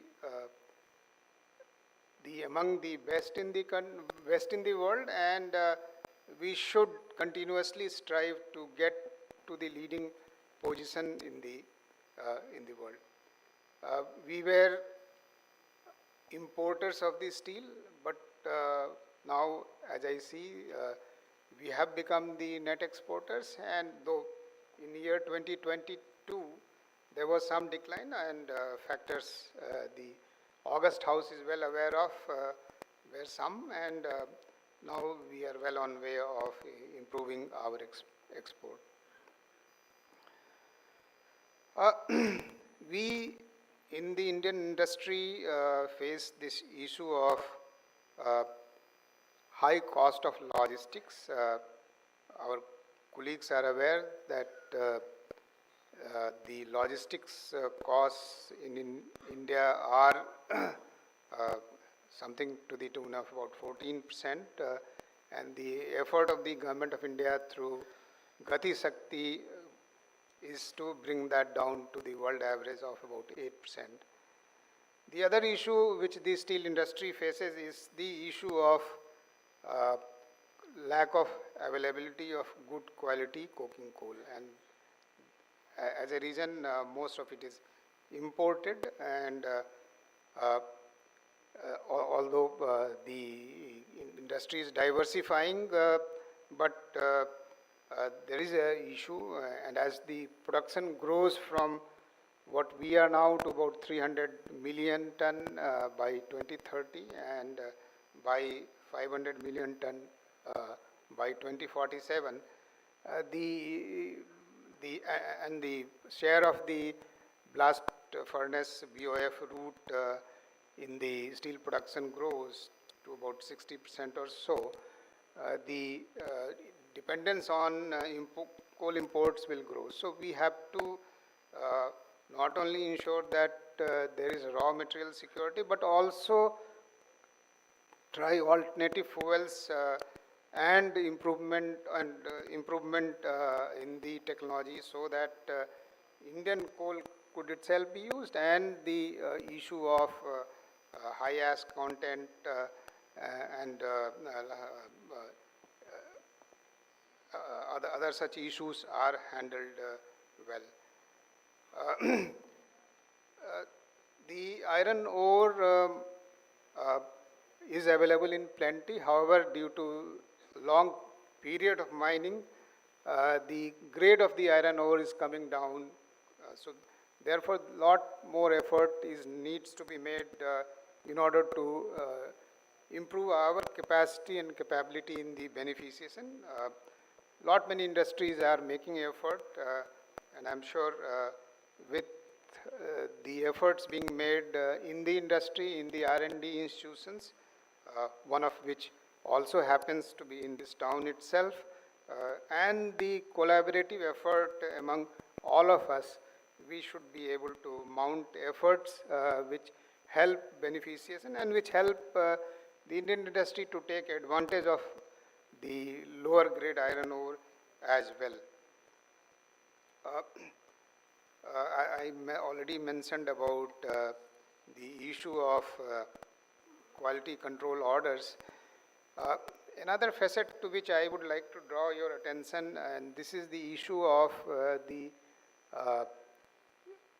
low per capita consumption of the steel. So if you see the worldwide, the consumption of steel is something like about 230, 240 kg per person. In India, it's still about 87 as per the last year's data, rising from about 77 a year ago. But still, it's about 1/3. So our development aspirations require that we consume more metal, and that is why the Government of India has continued to focus on the infrastructure development and many other infrastructures, for example, energy, automotive, etc., demand higher volume of steel, urbanization, smart cities, etc. Also, defense, aerospace. So these also require a lot of steel and a lot of other good quality metals. So that provides impetus to the industry and allow and ensure that the quality of life of the Indian citizen improves as we go along, and there is better quality of life for them.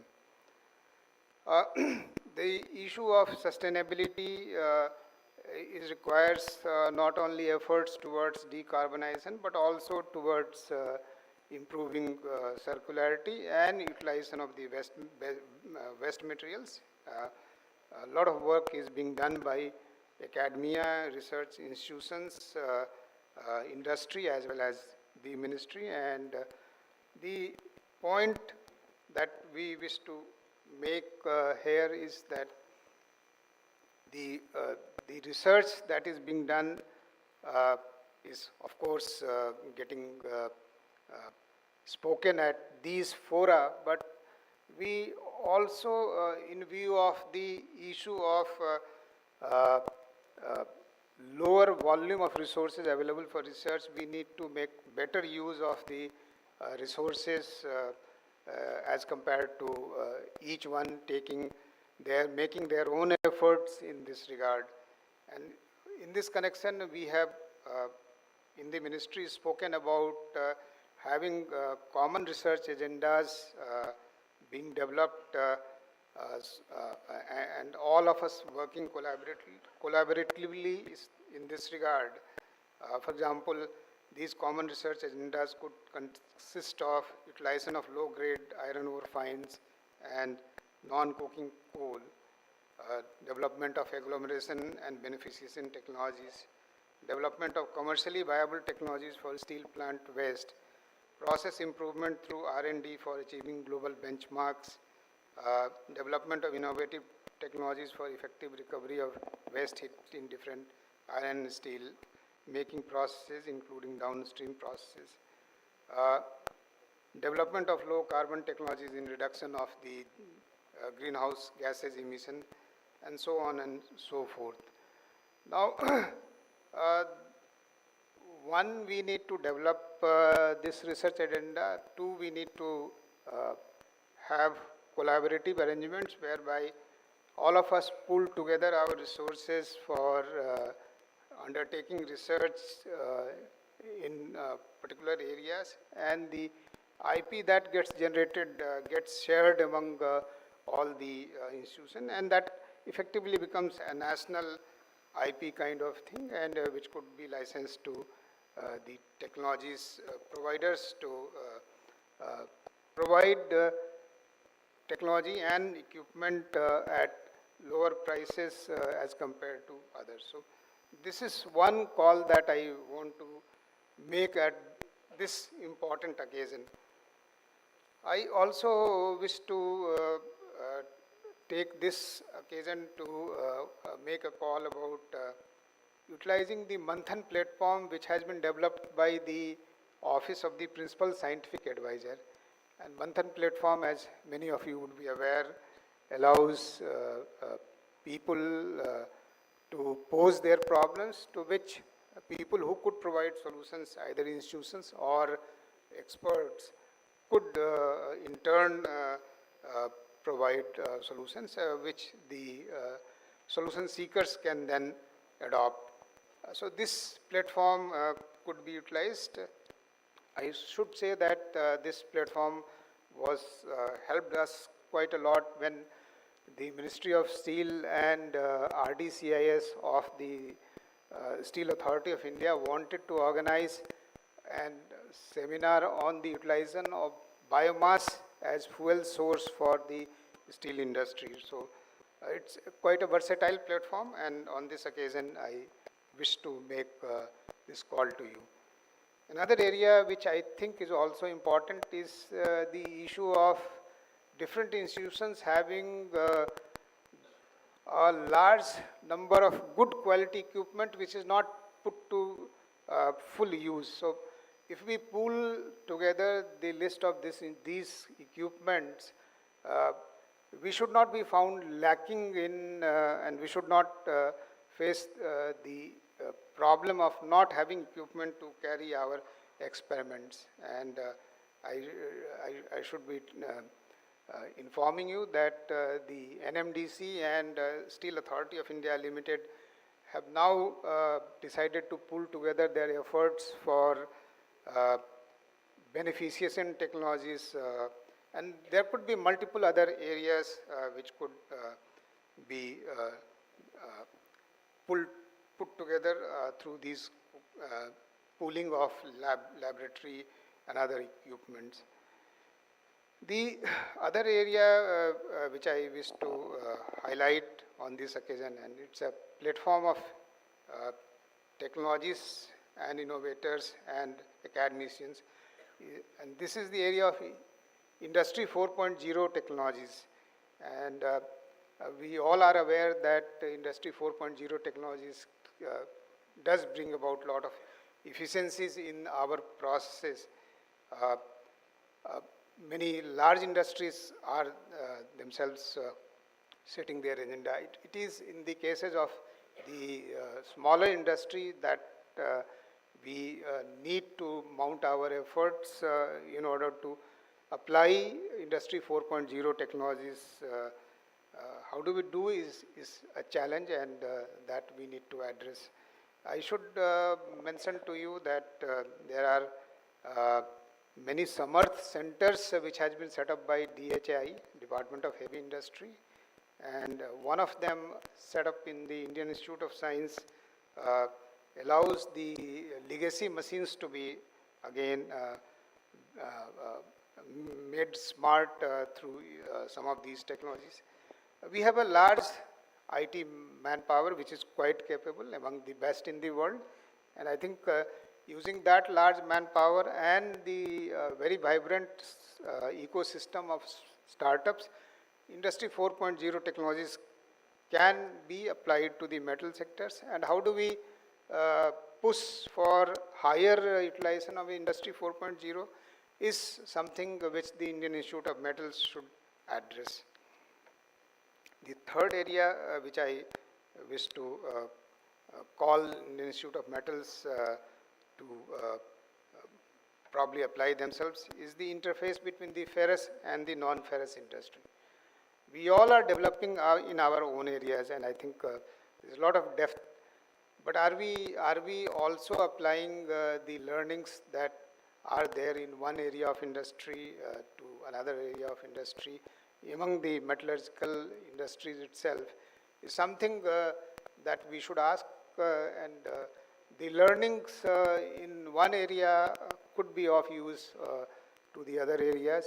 For example, the Steel Ministry has set up task forces for the decarbonization, and most 13 task forces have completed their deliberations, and we have their reports ready. They are under process of refinement. I think similar effort, we have offered our TORs and the way that we have gone about to the Ministry of Mines as well, which looks after industries like aluminium, copper, etc. And so similar efforts could be made among different branches of industry, and I think the Indian Institute of Metals could definitely play an important role in this regard. The fourth area which I wish to raise on this important occasion is the issue of lack of enough attention towards the education and development of manpower in the area of process metallurgy. This is an area where the supply of the newer manpower is dwindling, and I think if we really want to be the leading country in the area of materials and metals, we need to make a lot of efforts in this regard, and I'm sure Indian Institute of Metals would rise and would effectively put together a program for improvement of supply of new manpower in the area of process metallurgy, education and research. The last area that I would like to make my remarks on is in the supply of equipment, and that is something which is hurting at least our PSUs very significantly. We are dependent on very few equipment suppliers, and these equipment suppliers are overloaded, and therefore we face a lot of problem in the supply of equipment. At this occasion, on this occasion, I wish to challenge each one of you that can Indian Institute of Metals industry be in a position to develop capacities for manufacturing their own machines for the metal refining and processing. At this moment, most of it comes from abroad. Just like our country on the north, our northern border has developed these capacities. As we develop, aim and aspire to have capacities of about 500 million ton in steel, and I am sure similar numbers in the aluminum, copper, and other critical metals, we need to develop processes, we need to develop technology, we need to develop capital equipments to do that, and I think Indian Institute of Metals would again play a leading role. The ministry is quite happy to be associated with the National Metallurgist Awards. This awards recognizes the best in the country, best in the class, the experts who have contributed very significantly, and in effect promotes competition, a very healthy competition among people to seek recognition of their peers for their sterling work that they have done. And I think over a period of past few years, we have been able to continue this tradition of awarding a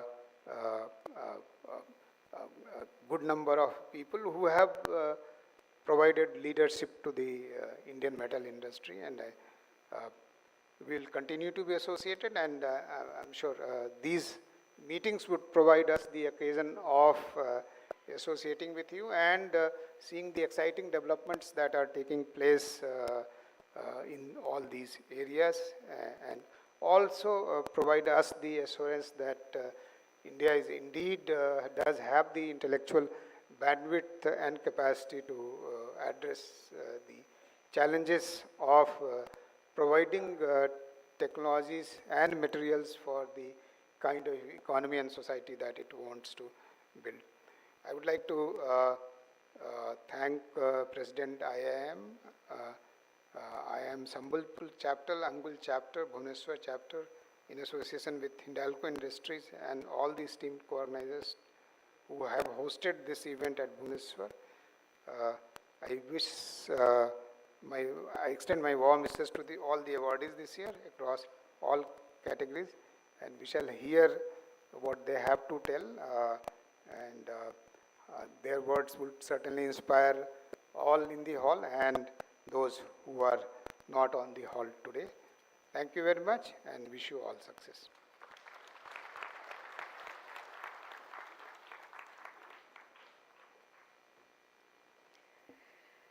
Thank you very much, Sri Sinha. As you rightfully said, India has come a long way when it comes to the metal sector or steel sector per se. But rightfully, with your gap analysis, it is definitely going to serve as a booster, as a fuel for all of us to create a stronger future in the coming times. Thank you very much, sir, for your kind words. And now, ladies and gentlemen, I'm sure all of us are waiting and eager to hear from our chief guest. I would now invite Shri Fagan Singh Kulaste, Honorable Union Minister of State for Steel and Rural Development, to address us today. Can we have a round of applause, and we humbly request sir to address us. Thank you.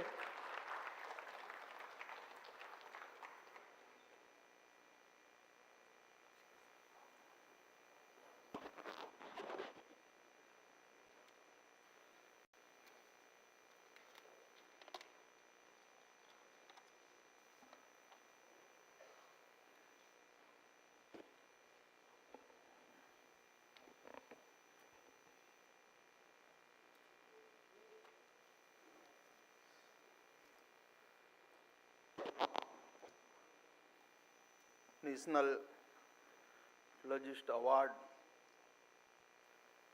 2022 के लिए मैं सबसे पहले तो हमारे आज इससे जिस अवार्ड के हमारे AIM के हमारे जो चेयरमैन हैं, मैं उनको बधाई देना चाहता हूं कि ने ये जो हमारा 71वां पॉलिटेक्निकल मीटिंग उनने यहाँ पर आयोजित किया है। सबसे पहले अभी हमारे श्री नागेंद्र नाथ जी सिन्हा, हमारे सेक्रेटरी इस्पात सचिव, हमारे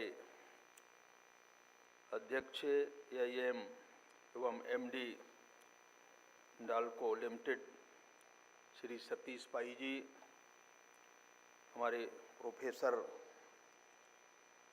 श्री VS मूर्ति जी, उपाध्यक्ष IIM, श्री परमजीत सिंह जी, अपर औद्योगिक सलाहकार इस्पात मंत्रालय, श्री हमारे ब्रिगेडियर श्री अरुण गांगुली जी, हमारे सेवानिवृत्त इसके महासचिव भारतीय धातु संस्थान श्री SS मोहंती जी, हमारे MD एवं CO SR इंसेट श्री विष्णु मिश्रा जी, विभू मिश्रा जी, संयोजक जिनने इस पूरे कार्यक्रम में जो ऑर्गेनाइज किया, और हमारे सारे देश भर के और बाहर से भी यहाँ पर जो डेलीगेट्स आए हैं, और विशेषकर मुझे अभी हमारे सतीश जी ने बताया कि हमारे देश के ऐसे जो विश्वविद्यालय हैं, उन विश्वविद्यालयों के जो स्टूडेंट्स यहाँ पर उपस्थित हुए हैं, मैं उनको भी अनेक संस्थानों के प्रतिनिधि, उन सबको मैं बहुत बधाई देता हूँ, शुभकामनाएं देता हूँ कि आप सबके प्रयास से ये हमारा कार्यक्रम प्रारंभ हुआ है। आज के इस नेशनल मेटलर्जिस्ट अवार्ड 22 की इस प्रतिष्ठित सभा में जिनको सर्व पहले प्रथम मैंने 4 जो श्रेणियों में आप लोगों ने जो अलग अलग पुरस्कार देने की कि 5 धातु वैज्ञानिकों का चयन आप लोगों ने किया है, मैं उनको बधाई देता हूं। और विशेष तौर से धातु वैज्ञानिकों की जो प्रतिभा और उनका समर्पण, ये अपने आप में केवल देश नहीं, केवल इस व्यवसाय से जुड़े हुए संस्थानों से जुड़े हुए हम सबका सम्मान करने के लिए यहाँ पर सब एकत्रित हुए। मैं ऐसे सभी उन महानुभावों को बधाई देता हूँ कि आप सब ने अपने परिश्रम से इस क्षेत्र में आपने जो सफलता हासिल किया है, और हमारे इस सिलेक्शन में हमारे इस संस्थान का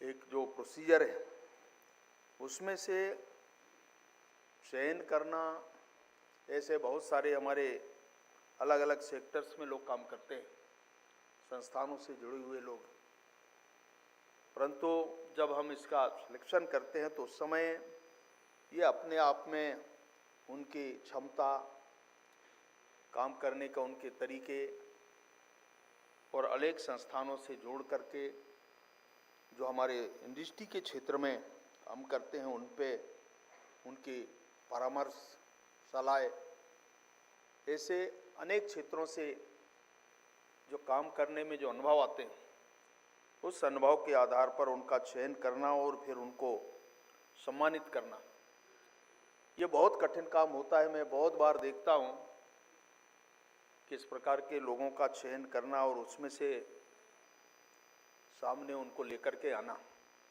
मैं ऐसे हमारे उन श्रेणियों के जो प्रतिष्ठित अनुभव हैं, उनको मैं बधाई देता हूँ, और सिलेक्शन करने वालों को भी।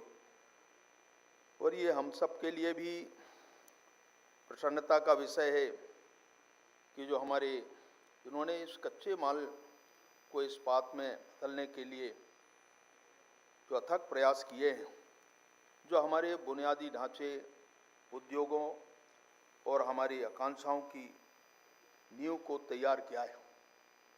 और जब हम इस क्षेत्र में काम करते हैं तो ऐसे बहुत सारे एक्सपीरियंस, बहुत सारे अनुभव और उस आधार पर उस संस्था को आगे बढ़ाना, संस्थानों को आगे बढ़ाना, ये बहुत हमारे लिए आज के इस समय में और देश के लिए भी जो आवश्यकता है कि अगर हम इन संस्थानों को बढ़ावा देना है तो हमारे पास इस प्रकार की लोगों की ज़रूरत, और इसलिए नेशनल ये जो मेटलर्जिस्ट है अवार्ड इन धातु वैज्ञानिकों की असाधारण उपलब्धियों और उत्कृष्टता के लिए जो अटूट प्रतिबद्धता के लिए मान्यता के प्रतीक के रूप में कार्य करता है।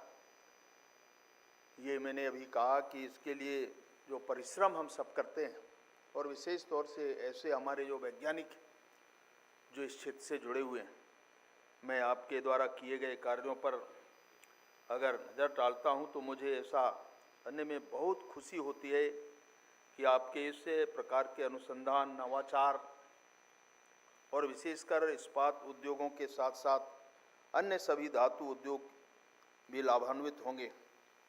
आपके इस प्रकार के अनुसंधान एवं नवाचार से कार्बन उत्सर्जन कम करने, उत्पादकता बढ़ाने, लागत कम करने, ग्रीन हाइड्रोजन के उपयोग जैसे अनेक तौर तरीकों को इजाज़त करके इस्पात उद्योग के लिए आपके योगदान को सराहा तथा याद किया जाएगा। इसके साथ ही मैं इस सभागार में जो उपस्थित महानुभाव और विशेष तौर से उन वैज्ञानिकों और विशेषज्ञों से आह्वान करना चाहता हूं कि इन नवाचारों को इस्पात उद्योग से 100% किस प्रकार से और कैसे इसका व्यापारिक उपयोग में लाकर किया जा सकता है, इस प्रकार भी हम काम करें। जैसे मैंने कहा कि अपने अनुभव, अपने परिश्रम का लाभ देश के लोगों को मिले। बार बार प्रधानमंत्री जी इस बात को जोर देकर कहते हैं कि आज हमारी जो ज़रूरत है उसको पूरा करना, जो देश के लोगों की आवश्यकता है। आज हम दुनिया की तरफ देखते हैं, परंतु आज हम अपने आप में भी इतने सक्षम हैं, हमारे पास सभी तरह के लोग हैं। हमने पिछले अनुभवों को देखा है कि प्रधानमंत्री जी के इस इच्छा शक्ति और इस इच्छा शक्ति से देश के ऐसे कई नवाचार, कई ऐसे वैज्ञानिक और उनमें से हमारे ही लोग जो अलग अलग संस्थानों के अंदर काम करते हैं और उनका चयन करना, उनके बारे में उनको प्रोत्साहित करना, जो उनके किए हुए कार्य हैं, तो इसको अगर आप देखेंगे तो ये हम अनुभव करके साथ कह सकता हूँ मैं कि आज जब दुनिया की तरफ हम देखते हैं तो भारत की जो परिस्थितियाँ हैं, भारत के बारे में जैसा अनुमान लगाया जाता है, तो इससे ये मैं कह सकता हूँ कि जो आप लोगों ने इससे सेमिनार से अनुभव कर सकते हैं कि इन चारों को इस्पात उद्योग में 100% किस प्रकार से और कैसे इसका उपयोग किया जा सकता है, इस पर भी काम करें। हमारे अभी इस्पात सचिव भी ऐसे अनुसंधान एवं नवाचार को इस्पात उद्योग में 100% लागू करने के लिए सभी जो हितधारकों से बात करने के लिए वो चाहूँ कि वो हमेशा जब आप लोगों के इस प्रकार के अनुभव आते हैं, कार्यक्रम होते हैं और जो सेमिनार इस प्रकार के हम करते हैं, एग्जीबिशंस वगैरह से भी कुछ प्राप्त करते हैं, तो हमेशा हमारे सचिव महोदय इस बात की चिंता भी करते हैं और उसकी गंभीरता को समझते हैं और उस आधार पर मंत्रालय काम करता है। जो सपोर्ट संभव हो सकता है देश के तरक्की के लिए, उद्योगों को बढ़ाने के लिए, निश्चित हमने पुराने अनुभवों को हमने देखा है तो इसलिए मैं कहना चाहता हूं कि आप लोगों के सामने कई ऐसे विषय भी आते हैं, उनके बारे में कई बार जो समाधान हम जब रास्ता निकालते हैं, समाधान कारक क्या संभव हो सकता है और उसमें से आगे बढ़ना, ये हम सबके लिए भी आवश्यक है। मैं इस्पात उद्योग के सामने जो आने वाली चुनौतियों और अवसरों से भली भांति मैं अवगत हूँ कि हम लगातार प्रतिस्पर्धी बनते जा रहे हैं। वैश्विक वातावरण में काम कर रहे, जहाँ नवाचार और प्रौद्योगिकी प्रगति सफलता के लिए महत्वपूर्ण है। हमारे धातु वैज्ञानिक अपनी विशेष और सरलता के साथ साथ इस तकनीकी क्रांति के अग्रणी मोर्चे पर हैं और असंभव को संभव बनाते हैं, और इसलिए ये बहुत ऐसा काम है। आज हमारे सामने कई चैलेंजेस आते हैं, पर मैंने कहा कि उस पे सफलता प्राप्त करना, वहाँ तक पहुँचना, ये हमारे वही वैज्ञानिक काम कर सकते हैं जो हमारे उद्योगों को कैसे हम और बढ़ा सकते हैं, उसका एक्शन बढ़ा सकते हैं। इस प्रकार के प्रयास ये आप लोगों के इस अनुभव के आधार पर कर सकते हैं। भारतीय इस्पात उद्योग ने हाल के वर्षों में अपनी उत्पादन क्षमता में लगातार वृद्धि करते हुए और अत्याधुनिक आधुनिक प्रौद्योगिकियों को अपनाते हुए महत्वपूर्ण प्रगति की है। अब हम दुनिया के दूसरे सबसे बड़े इस्पात उत्पादक हैं, और बार बार हम कहते हैं कि आज जब विश्व की तरफ देखते हैं और उनमें से हम नंबर 2 हैं, तो जो हमारे उद्योग के जो लचीलेपन और नवाचार का ये प्रमाण है कि हालांकि हमें अपनी उपलब्धियों पर ठहरना नहीं, दुनिया तेजी से बदल रही है और हमें प्रतिस्पर्धी बने रहने के लिए स्वयं का अनुकूलन और विकास करते रहना चाहिए। ये इस बात का अनुभव भी आया है कि जब हम दुनिया को देखते हैं और उसमें से आज दुनिया हमारे तरफ देख रही है। आज अभी देखा होगा पिछले अनुभवों में कि कुछ समय पहले जब हम G20 का नेतृत्व करने का अनुभव आया, उसमें प्रधानमंत्री जी की क्षमता, इसमें से बहुत सारे लोग अलग अलग ग्रुपों में, अलग अलग क्षेत्रों में आप लोगों का सहयोग भी मिला होगा। तो मैं ये कह सकता हूँ कि जब हम इस प्रकार के अनुभव करते हैं तो उससे देश आगे बढ़ता है और उससे हमारे काम करने वाले जो लोग हैं उनकी क्षमता का एहसास भी हम दुनिया को दिलाते हैं, और इसके कारण आज दुनिया भारत की तरफ देख रहा है। ये उसका प्रमाण यही है, हमने पुराने अनुभवों को देखा है, और इसलिए मुझे बहुत खुशी होती है जब ऐसे अनुभवों को हमने देखा। और उसमें से ये जो हमारे लोग हैं, हमारे विशेषज्ञ हैं, हमारे एक्सपर्ट्स हैं जो इस क्षेत्र में काम करते हैं, उनकी क्षमता का आकलन हम कर नहीं पाए पहले। आज उनकी क्षमता, उनकी उपयोगिता, उसको हम महसूस करते हैं कि हमारे पास भी, भारत के पास ऐसे लोग हैं, उनका उपयोग हम कैसे कर सकते हैं। इस प्रकार का अनुभव हमने पिछले दिनों में देखा है। इस संदर्भ में धातु वैज्ञानिकों की जो भूमिका और महत्वपूर्ण हो जाती है, वे नवाचार के पथ प्रदर्शक हैं, अग्रणी हैं, जो हमारे इस्पात के भविष्य को आकार देंगे। हमें उन्हें संसाधनों, अवसंरचना और सहयोग के साथ अवश्य ही ये बनाना चाहिए, और जो उन्हें अपने अभूतपूर्व कार्य को जारी रखने के लिए आवश्यक है। ये बार बार इस क्षेत्र में जब हम काम करते हैं तो यही अनुभव आते हैं, और इस अनुभव का उपयोग कितना अच्छा कर सकते हैं। हम एक दूसरे को सहयोगी बनाते हैं और हर क्षेत्र में मिलकर के काम करते हैं। यही हमारी मिट्टी का एक आधार है। भारत सरकार इस्पात उद्योग की वृद्धि और विकास के लिए एक अनुकूल वातावरण प्रदान कराने के लिए वचनबद्ध है।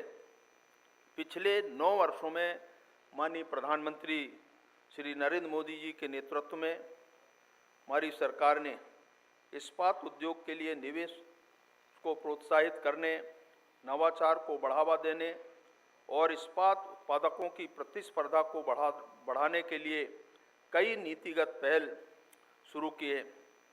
इन पहलों में से अनुसंधान और विकास परियोजना, गुणवत्ता नियंत्रण आदेश, उत्पादन संबंध प्रोत्साहन, PLI योजना, घरेलू रूप में विभिन्न ये विनिर्मित लोह और इस्पात उत्पाद नीति शामिल है। ये इस्पात मंत्रालय द्वारा इस्पात उद्योग की वृद्धि और विकास को आगे बढ़ाने में लागू की गई नीतिगत पहलों के कुछ उदाहरण हमारे सामने हैं। PLI के दूसरे चरण पर काम चल रहा है। हम उद्योग के विकास में बाधा डालने वाली चुनौतियों से निपटने के लिए उद्योग के साथ काम करने के लिए वचनबद्ध हैं। इस्पात उत्पादन और खपत दोनों लगातार बढ़ रहा है। अगर अप्रैल-अक्टूबर 22 की तुलना में इस समान अवधि में देखें आप तो 23 में इस्पात की उत्पादन एवं खपत दोनों में 15% की वृद्धि के साथ साथ क्रमशः लगभग 82 मिलियन टन तथा 75.8 मिलियन टन हुआ है। ये इस बात का भी प्रमाण है, जैसे हमने कहा कि जब मुझे याद है मैं जब प्रारंभ में हमने काम शुरू किया था उस समय हमने इस्पात के क्षेत्र में उद्योगों को हमने देखा है। उस समय की परिस्थिति और आज की परिस्थिति में आपको बेसिक अंतर जो हमारे इंडस्ट्री को सपोर्ट होना चाहिए उसके लिए क्या क्या आवश्यकता है, रिक्वायरमेंट है, उसको हमने ध्यान में रखा है और इस आधार पर अनेक इस प्रकार के नीतिगत निर्णय सरकार ने किया है।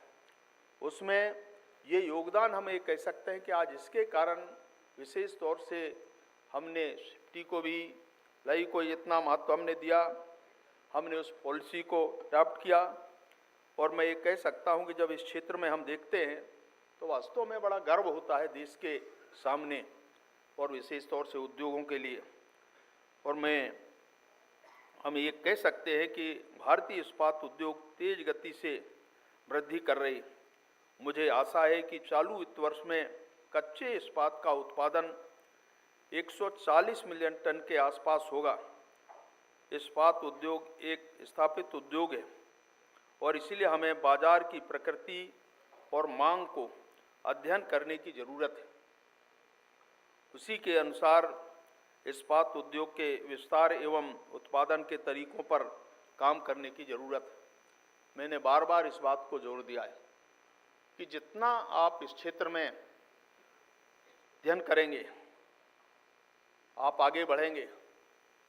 हमारे पास ऐसे लोग हैं जिनको अगर उनको सपोर्ट मिलता रहा और हमारे पास जो मटीरियल्स है मटीरियल है उसके लिए क्या क्या हमको करने नहीं पड़ते, उसको हमने आसान बनाने का प्रयास किया है ताकि जो आवश्यकता है उद्योगों की उसको हम पूरा करने में सफल हों और आगे देश के हित में आगे बढ़ें। ये हमारी एक पहल है और इसीलिए मुझे विश्वास है कि सरकार उद्योग और हमारे समर्पित धातु वैज्ञानिकों के ये जो संयुक्त प्रयास से भारत इस्पात निर्माण के वैश्विक क्षेत्र में एक नई ऊंचाइयों को छूता रहेगा। हमारे पास दुनिया का अग्रणी इस्पात उत्पादक बनने की क्षमता है और हमें अपने राष्ट्र के लिए अधिक समृद्धि और मजबूत भविष्य बनाने के लिए इस अवसर का लाभ उठाना है। और इसीलिए जब हम कोई काम प्रारंभ करते हैं, शुरू करते हैं, तो हम इस दुनिया की सारी परिस्थितियों को समझना, देश की अनुकूलता, लोगों की ज़रूरत, हम इसको और कैसे बेहतर बना सकते हैं और उसको ध्यान में रखते हुए आगे बढ़ना और उससे औद्योगिक क्षेत्र को और कैसे हम मजबूत बना सकते हैं। जो हमारे वहाँ पर करने वाले जो लोग हैं या हमारे विद्वान हैं, इन सब के लिए जितना बेहतर हम कर सकते हैं इसको छूने का प्रयास करते हैं। और इसी से आज ये हमारा जो औद्योगिक क्षेत्र, विशेष तौर से इस्पात के क्षेत्र में आज हम आगे बढ़ रहे हैं। आज ये कोई व्यक्ति नहीं कह सकता कि जो हमारे पास क्षमता है, हमारे पास ऐसे जो लोग हैं जो परिश्रम कर रहे हैं, इस क्षेत्र में लगे हैं, आज इसके कारण जो हमारी ज़रूरत है उस ज़रूरत को हम पूरा करने में सफल हुए हैं। यही एक प्रमाण है। और इसीलिए मैं सभी ऐसे पुरस्कार विजेताओं को भी एक बार फिर से टेक्नोलॉजी के क्षेत्र में उनके उत्कृष्ट योगदान के लिए उनको बधाई देना चाहता हूं कि आपकी उपलब्धियां हमारे लिए प्रेरणा का स्रोत, और मैं आपसे उद्योग और राष्ट्र की बढ़ोतरी के लिए उत्कृष्टता की अपनी निरंतर खोज जारी रखने का आग्रह करता हूं।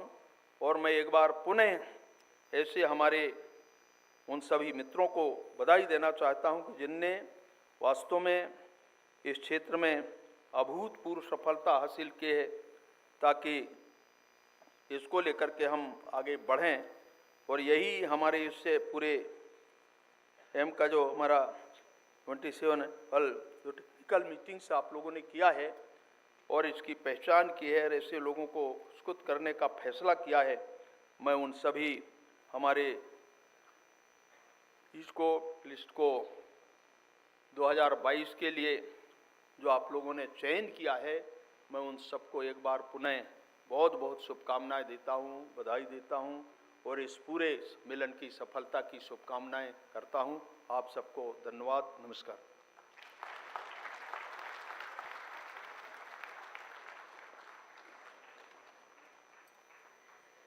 बहुत बहुत धन्यवाद सर। मान्यवर मंत्री जी, आपके शब्दों में जो ऊर्जा थी वो हम में उतना ऊर्जा वो भर गया कि हम प्रतिश्रुतिबद्ध हैं कि भारत को प्रगति के पथ में आगे लेके जाने में कोई गुंजाइश नहीं छोड़ेंगे। बहुत बहुत धन्यवाद आपके शब्दों के लिए। And now ladies and gentleman, it's time, I must say, instituted in the year 1962 by the then Ministry of Steel and Mines to National Metallurgist Awards, aims to recognize and honor the outstanding contribution of metallurgists in the metallurgical field, covering operation, research, design, education, waste management, and energy conservation. To take the proceedings forward with the National Metallurgist Awards 2022, I now humbly request and invite Brigadier Arun Ganguly, Secretary General, the Indian Institute of Metals. Sir, please.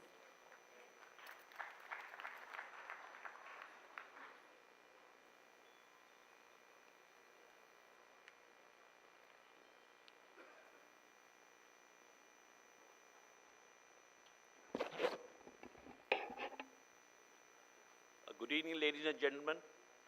I stand before you to do the announcement for the National Metallurgist Award 2022. It's an honorous privilege for me to make the announcements, but before we come to the presentation per se, I just want to give you a brief background of the National Metallurgist Award. This award was instituted by the Ministry of Steel in 2021 to recognize the outstanding contribution of the metallurgist working in iron and steel sector, covering the field of manufacturing, research, design, education, waste management, energy conservation, and their specific contribution to achieve the objective of Atmanirbhar Bharat. The nominations for the award is invited every year on the website, which has been shown on the screen, and the nominations are required to be made through companies or organization or from the public through self-nomination. With that, today we have assembled here to announce the award winners for the National Metallurgist Award 2022. There are 5 categories. To start with, we have a Lifetime Achievement Award. The second is the National Metallurgist Award. The third is the Award for R&D in Iron and Steel sector. The fourth is the Young Metallurgist Award in Environment. And last is the Young Metallurgist Award in the Metal Science.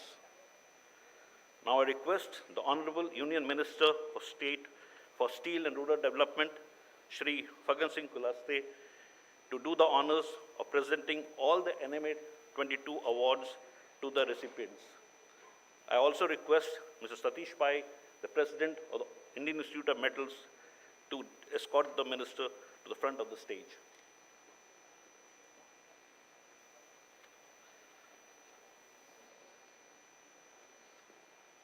Thank you, sir. The first, we make the announcement for the Lifetime Achievement Award 2022. It goes to Professor U. Kamachi Mudali, Vice Chancellor, Homi Baba National Institute of Mumbai. I request Mr. Kamachi to please come to the stage. I read the citation. Professor Yuthandi Kamachi Mudali, Vice Chancellor, Homi Baba National Institute, Bombay, and a former president of the Indian Institute of Metals, is a renowned metallurgist and material engineer, a global scientific leader, an innovative pathbreaker, and an impeccable mentor in advancing India's R&D capabilities, who has made pioneering contribution in the development of advanced material coating technologies and corrosion prevention, and the control methodologies for 4 decades. Few of the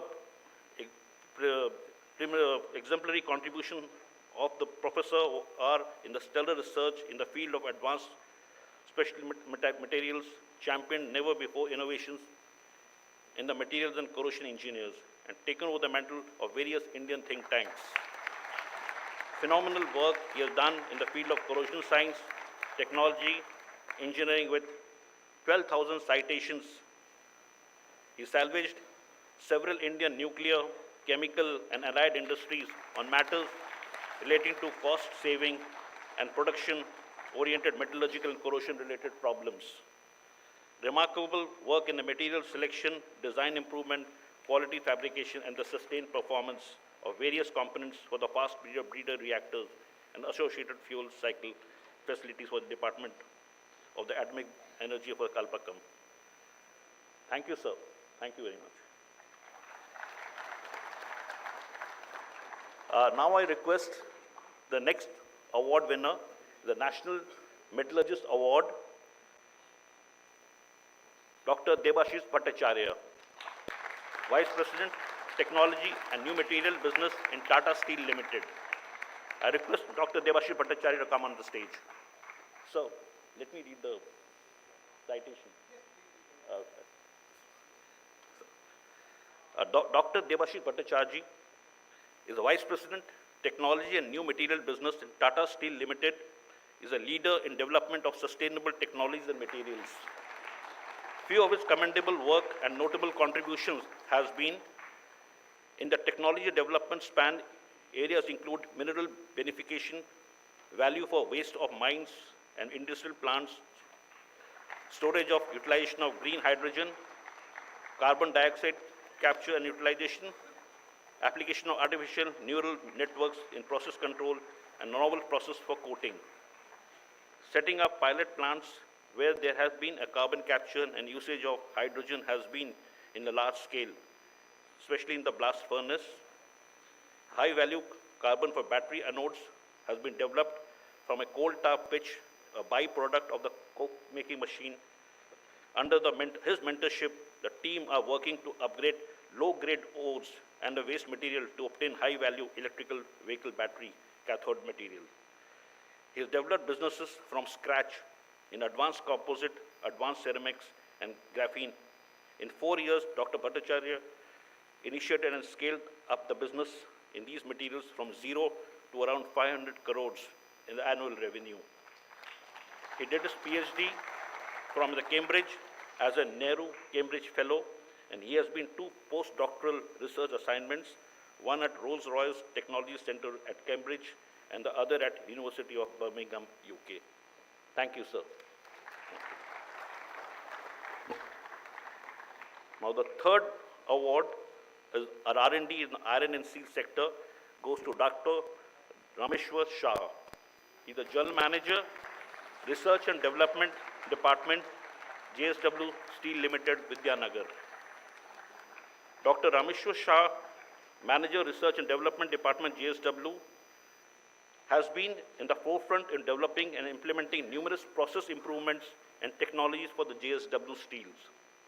Some of the major achievements of Dr. Shah are successful demonstration of BHQ ore processing, 40 TPD pilot plant scale and upgrading of the ore from 35% to 63% ferrous content with a 65 iron recovery. Developing a novel beneficiation process for enhanced iron recovery from tailing at the 4 MTPA capacity plant running at JSW Steel since 2018. He has played a key role in reducing the coke rate from 395 kg to 310 kg per THM through 210 kg THM PCI in blast furnace. He has developed a fluidized bed reduction roasting technology for treating low-grade iron ores. And he has implemented several technologies like micro-pelletization, slime recovery, mill-scale briquetting, use of fly ash as binders to achieve more than 90% solid waste utilization. Thank you.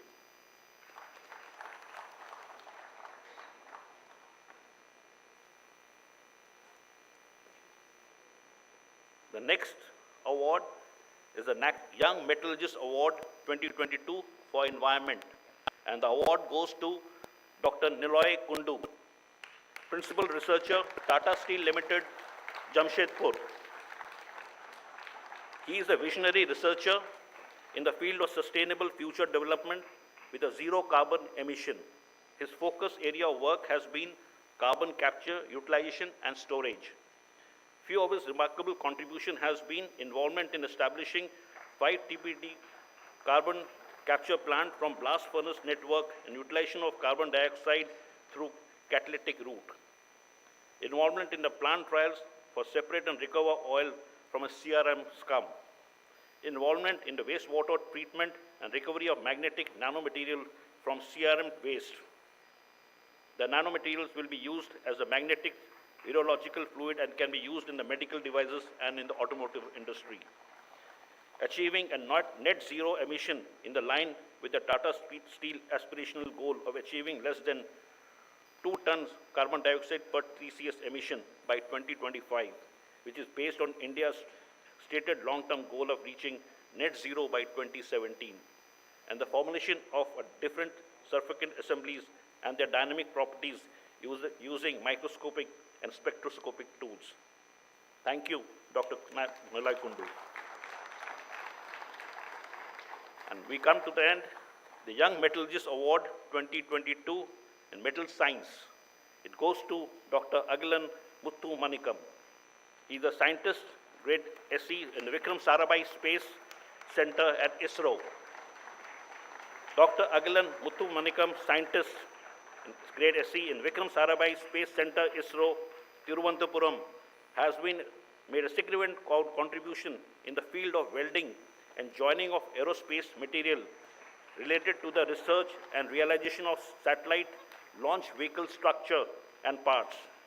Few of his notable contributions are the development of indigenous 718 oxygen gas bottle without defects utilizing electron beam welding, development of friction stir welding technology for advanced aluminum lithium alloy for propellant tanks of satellite launcher, development of critical brazing technology for joining of metals to ceramic for lithium-ion batteries, contributed to the development of brazing technology for reefing line cutter for Gaganyaan, which helped in achieving the scaled-up technology. And lastly, the recommended suitable heat treatment and welding process condition for XSX CFT MBT super alloy used in the super cryogenic engine. These are the achievements, and Dr. Agilan, thank you very much.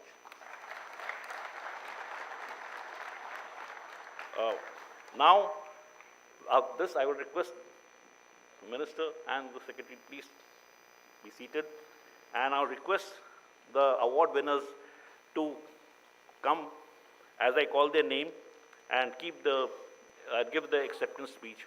Please keep it to 2 to 3 minutes, brief. I start with Professor U. Kamachi Mudali, winner of Lifetime Achievement Award. Please come on the dais, sir.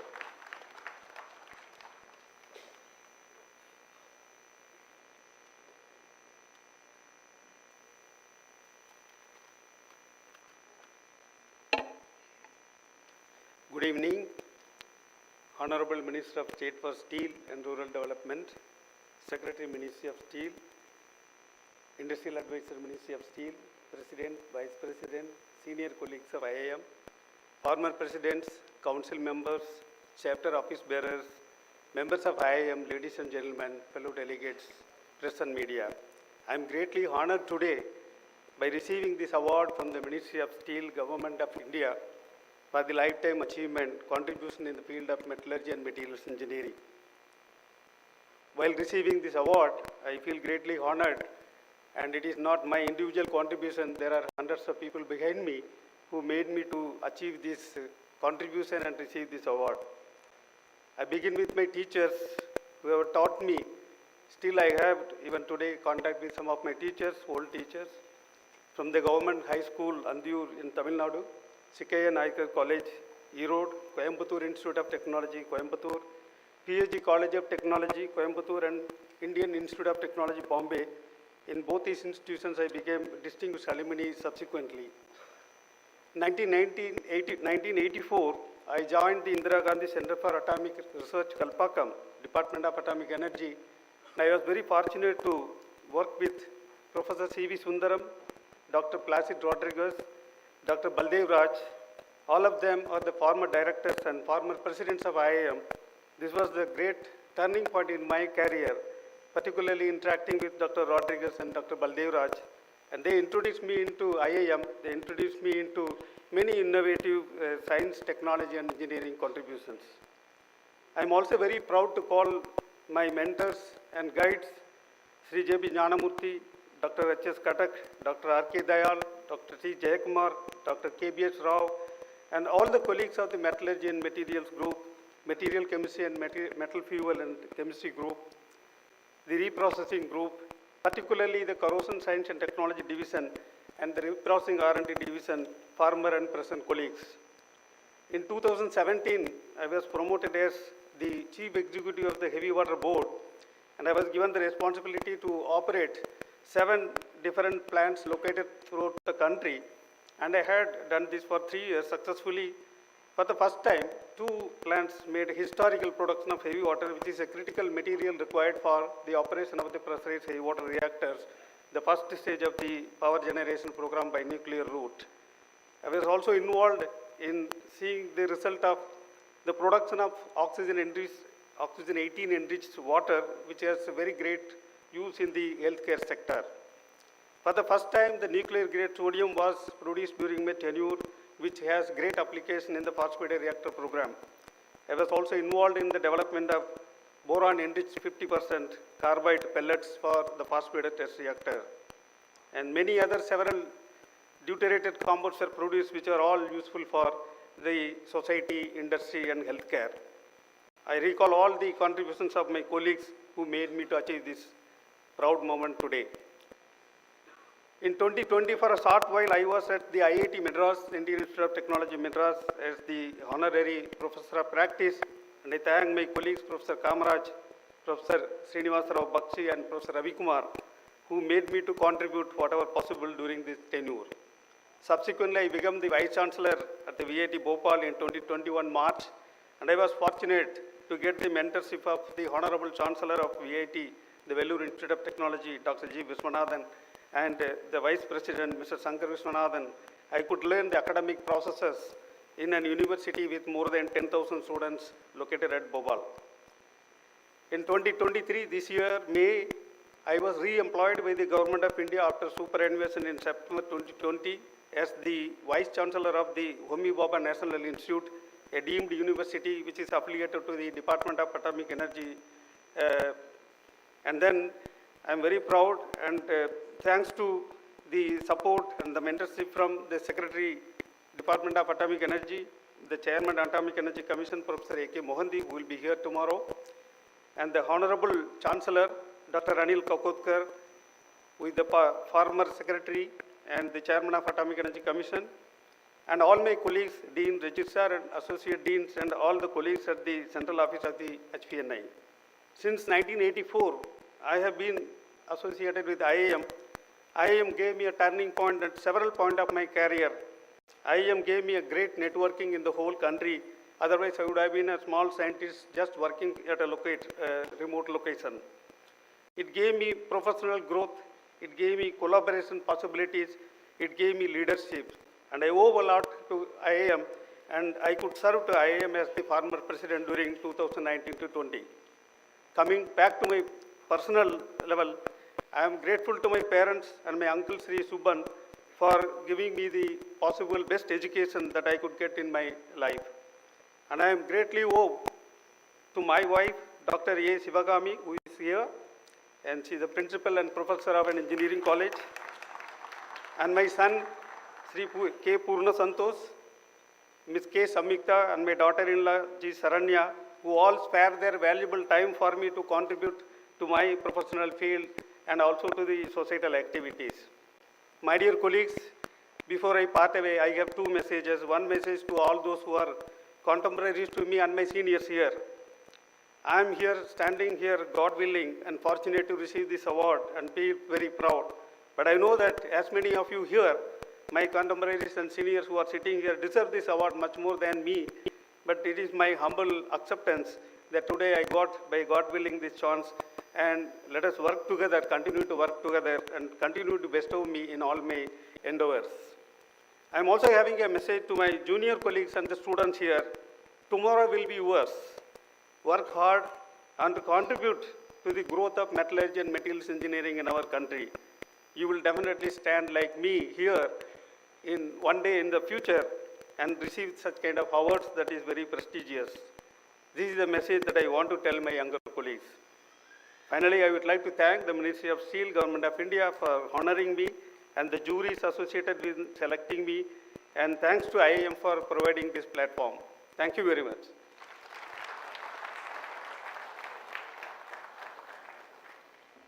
Thank you, sir. Now I call upon Dr. Debashis Bhattacharya, who is winner of National Metallurgist Award 2022. Dr. Debashis Bhattacharya.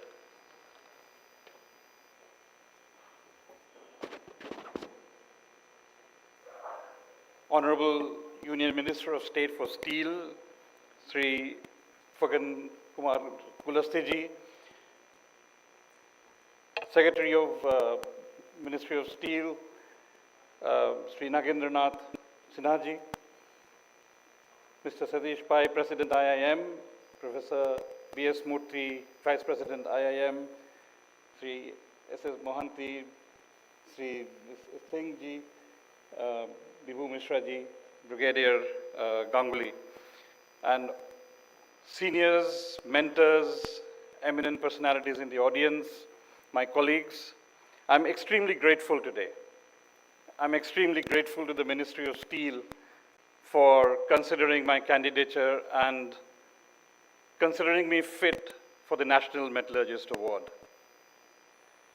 I'm grateful to Indian Institute of Metals for providing this platform. And it is on this platform, as a youngster, I used to sit right behind there and watch my gurus get such recognition. And as I stand here today, I feel honored and humbled. I feel honored and humbled because this was my dream, and this is where my gurus helped me reach. I stand here as on the shoulders, or the broad shoulders of my teachers, both in academia and in industry, who have held my hand, who have given me space to work, who have encouraged me to try and fail, and who have given me feedback, strong feedback. I stand on the shoulders of my colleagues who thankfully have mostly disobeyed me. And I'm encouraged by the healthy banter and the debate that has led to innovations in technology, of which I see the results today, and which has led me to stand here in your presence today. So I'm very grateful to my gurus and my colleagues. And I thank you all for considering me fit for this award. Thank you very much. Thank you.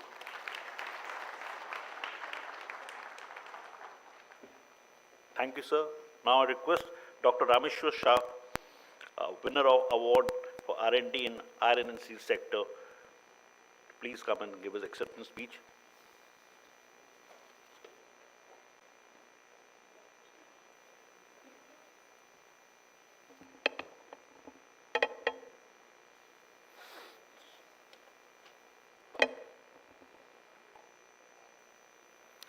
Honorable Chief Guest of the function, Minister of Steel Fagan Singh Kulaste ji, Secretary of Steel Sri N.N. Sinha ji, President and Vice President Sri Satish Pai and Professor B.S. Murthy ji, you can see stalwart in the steel Sri S.S. Mohanty ji, Sri Paramjit Singh ji, dignitaries on and off the dais, distinguished guests, participants, former presidents, office bearers of Indian Institute of Metals, Ministry of Steel, and all my, you can say, colleagues who are from JSW Steel, and the people all across India and abroad. Ladies and gentlemen, a very good afternoon to everyone. It's truly a privilege for me to be amongst the galaxy of metallurgists and technocrats to this august gathering, and I feel honored to receive the prestigious National Metallurgy Award for R&D in the iron and steel sector. I would like to express my sincere gratitude to the management of JSW Steel and Institute of Metal Vijayanagar chapter, and I am for nominating me for this award. Lot of jury and others who has been involved in the screening, and finally the Ministry of Steel for recognizing my contributions and conferring on the award to me. I am also thankful to everyone who has lent their hands in getting me here at this platform. This award belongs to everyone who has directly or indirectly contributed in shaping of my career and professional growth. I do remember my teachers right from the high school days till you can see the highest degree in the College of Engineering. One of my professor, Professor B.S. Murthy, is right now present here, who has taught me at IIT Kharagpur way back in the year 1994. Thank you, sir. It's all your blessings on your fruits. Particularly my teachers, my mentors, my senior colleagues, my fellow colleagues, and last but not least, my family. I got a lot of opportunities while working at JSW Steels, where, if truly speaking and honestly, it's like an experimental industry in the steel making, where every day we get the opportunity to work with either some new kind of materials, the processes, or the developments. Here, I would like to say getting awarded brings a lot of responsibilities, and which calls for a lot of commitment and deliveries. And deliveries for what? It is for the steel to make it relevant and useful to the mankind. I am sure with this conviction that steel is not only going to, you can say, the last for decades, it's going to last for centuries. It may get threats to the different kind of the substitutes, but I think the galaxy of people, all those, you can say, metallurgists, the people working in the steel industry, and the support of the, you can say, the ministry, administration, everything, if we are working on for the development of the steel, it is going to last for years ahead. I think in the morning session, a lot of discussion happened on the collaborations. At JSW Steel, we have 5 values. That is 1A and 4C. And the C stands for the courage, commitment, collaboration, and you can say compassion. One of the C stands for the collaboration. I got the opportunity while being at JSW Steel to work with most of the IITs, all the professors, lot of people, all the technocrats, and we are working a lot of projects together, and I hope all these collaborations, right from the industry, academia, and the research centers, all CSI labs, these are going to bring fruits in coming days. Lastly, I would like to dedicate this award to the research fraternity who are working for the growth of metal industries. I think with those, if I have to here accept this award, I feel that Minister of Steel has found me you can say, fit for this award. I am truly, you can say, honored to receive this award, sir. I'm thankful to you. Thank you so much.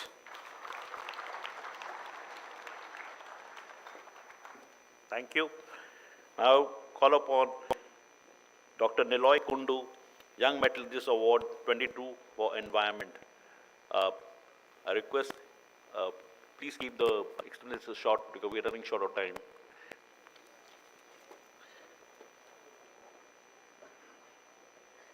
Thank you. Honorable Minister of State, Dr. Satish Pai, Dr. B.S. Murthy, and dignitaries and other distinguished guests. I am truly honored to receive the award. This achievement is not just a reflection of my effort, but as a testament to the support and inspiration I have received from my incredible colleagues, my senior management, and Tata Steel as an organization. I am also very much thankful to Ministry of Steel for giving me this award. I am truly grateful for this recognition. Thanks also to all the IIM fraternity for providing me the platform. So this award will further motivate me to work for the sustainable future. The theme of the ATM 23 itself dictates the role of the sustainability in metal industry, sustainability in terms of carbon neutrality, water neutrality, and waste utilization, etc.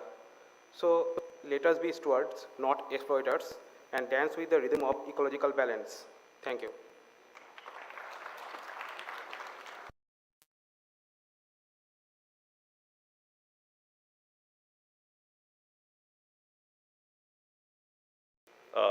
Young Metallurgist Award 2022 for Metal Science, Dr. Agilan Muthu Manikam.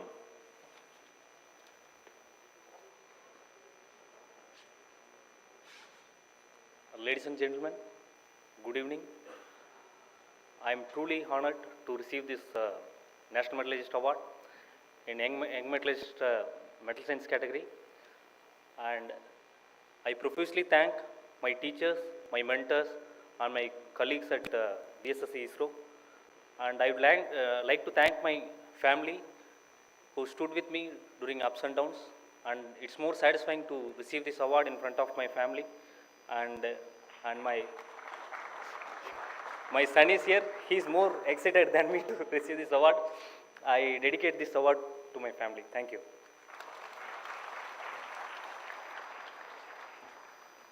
Thank you very much, ladies and gentlemen. With that, we finish off my part of the presentation. Now I hand it over to our MC today, Ms. Manasi Mishra, for the rest of the proceedings. Thank you. Thank you very much, sir, and once again, congratulations to all the awardees. And on that note, I would now request Shri Satish Pai ji, our President of the Indian Institute of Metals, to kindly felicitate and honor our Chief Guest, Shri Fagan Singh Kulaste, Honorable Union Minister of State for Steel and Rural Development.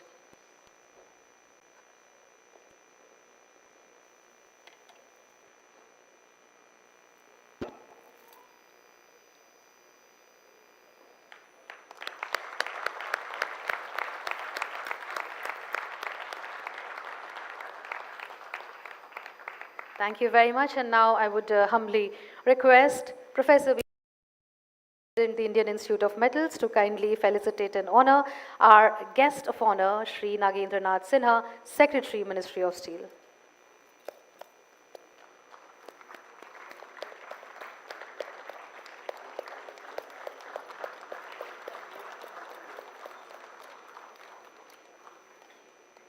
I would then humbly request Brigadier Arun Ganguly, Secretary General, the Indian Institute of Metals, to kindly felicitate our special guest, Shri Paramjeet Singh, Additional Industrial Advisor, Technical Division, Ministry of Steel.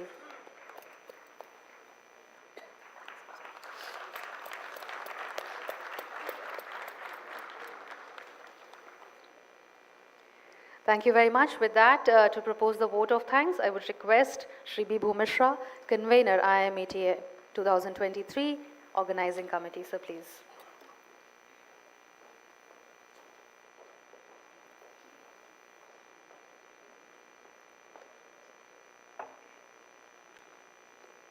Respected guests on the dais, my sincere thanks to all of you. You are all the present and past giants of the industry, research and development of the industry, and we are really privileged to have you here. My sincere thanks to our Honorable Union Minister of State for Steel and Rural Development, Sri Phagan Singh Kulaste. Just, sir, with your, from your speech, there are few things which we have taken, that is the government's proactive and visionary steps for the industry, and obviously, you know, right now we are third in steel and also third in aluminium, second in steel and third in aluminium. So I think we can go easily also up to one, but also we do very responsible production of metal, so that also sometimes becomes a bit of laggard. I also thank Sri Nagendranath Sinha, IAS Secretary, Ministry of Steel. Sir, from your expectation on developing the people and all, and the new generation on technology, we had also in one session today where we interacted with all the young people who are developing their careers, why they should not go to IT and they must continue here, because this world is also great. So I hope many of them will get inspired from your speech, and you know, I think they will continue. Your point on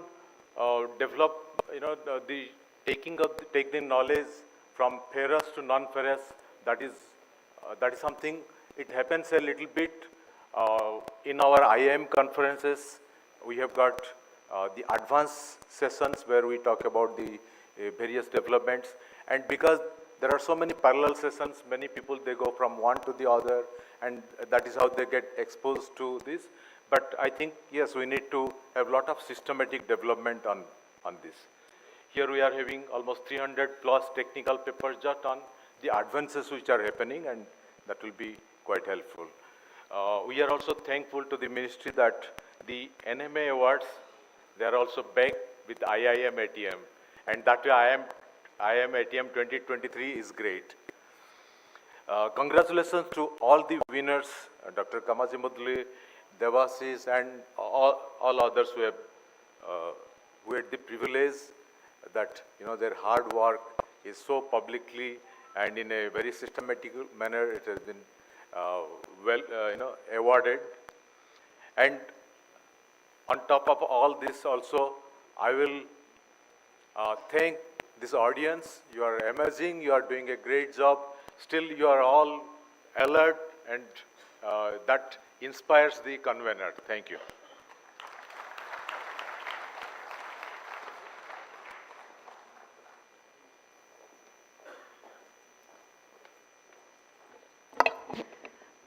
Well, I would invite all the awardees onto the stage for a group photograph with our dignitaries, with our chief guest, our guest of honor, and other esteemed dignitaries.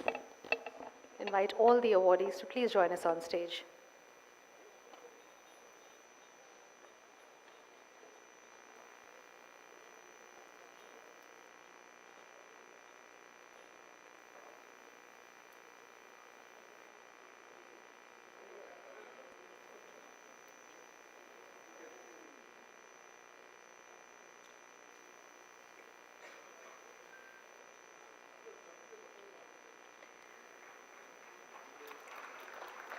Once again, congratulations to all our eminent personalities. And now with that, ladies and gentlemen, I would request everybody to kindly rise for the national anthem.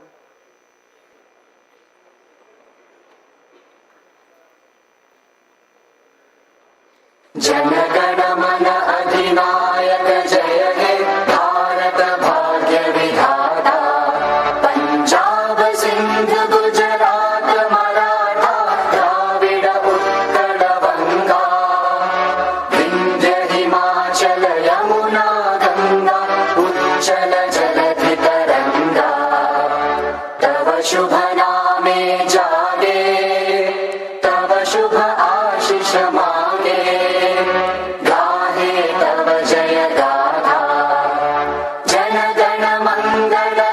नायक जय हे भारत भाग्य विधाता जय हे जय हे जय हे जय जय जय जय हे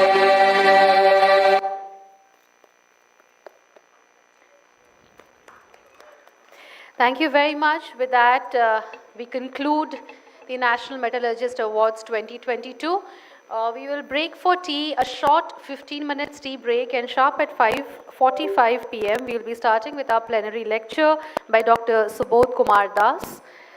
And 7 p.m. onwards, we have a cultural evening as well planned up for you. So stay with us till the end of the evening and enjoy a colorful performances happening on stage. Right now, please join us for a tea. A tea is being hosted by Calgary. And please join us back by 5:45 p.m. for the plenary lecture by Dr. Subodh Das. Thank you very much.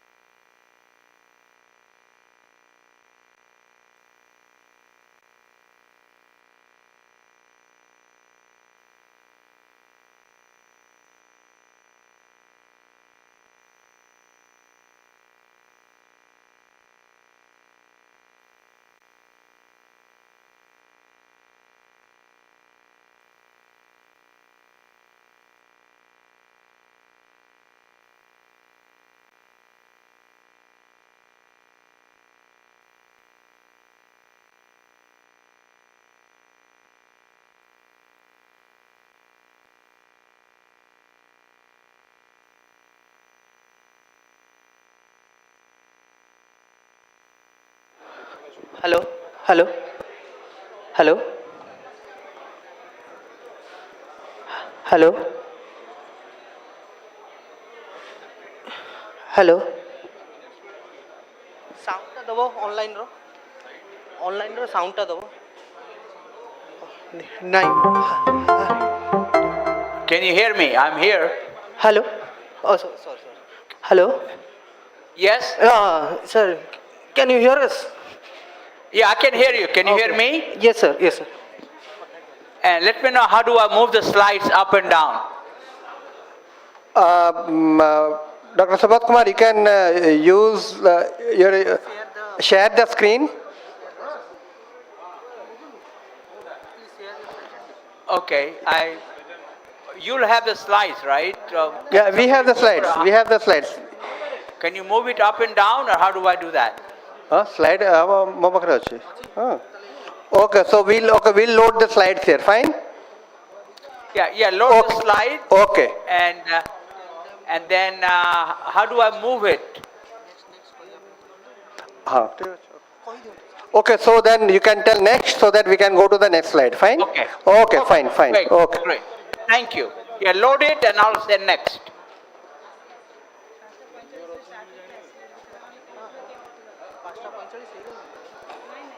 Voice level is okay? Hello? Can you hear my voice? Yes, your voice is absolutely fine. We can hear. Okay, thank you. Yes, load it up and I'll just say next. So we'll begin after around 10 minutes. Fine? 10 yeah, minutes from 10 now, minutes, right? yeah. Okay. So we are running slightly late, so people have gone out for a tea. Okay? Okay, Yeah, let them okay. enjoy the tea. They'll Yeah, be happy. sure, yeah. Okay, I'll be back in 10 minutes. No, sir. Be online. Sir, be online, sir. Do not disconnect. Turn off your camera and microphone. When will be started, your sound will be there. Okay, I'm here. Okay. I just take my headphone off. I'll be back in 5 minutes. Okay, sir. Okay.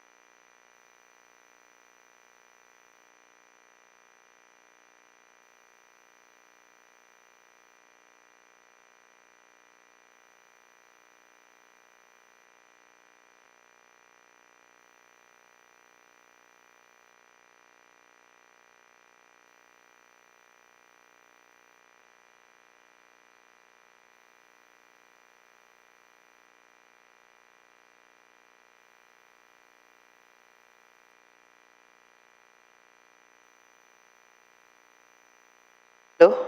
Sir, can you see the slide? Yes, I can see the slide. I'm forwarding one slide also. Okay, It is fine, sir. Yeah, can you make it bigger? I cannot see it. Oh, Will that be bigger? presenter mode. Yes, sir. Will be full screen, right? Yes, sir. Now it is correct, sir? Yeah. So on the bottom, what's your name? Hello, sir, this is Animesh. And how are you? Yeah, fine. Yes. Okay, so there's a slide number in each page in the bottom. Yeah. So I can say next or say slide whatever. Sure. No problem. Yeah, you can tell next, so that should be fine. No problem. Okay, so a couple of minutes, right? Yeah. We'll start. Yeah. See the slide number on the bottom? Yeah, we can see. This is slide number 2. Yeah. Okay, great. Thank you. Yeah, fine. Yeah. Okay.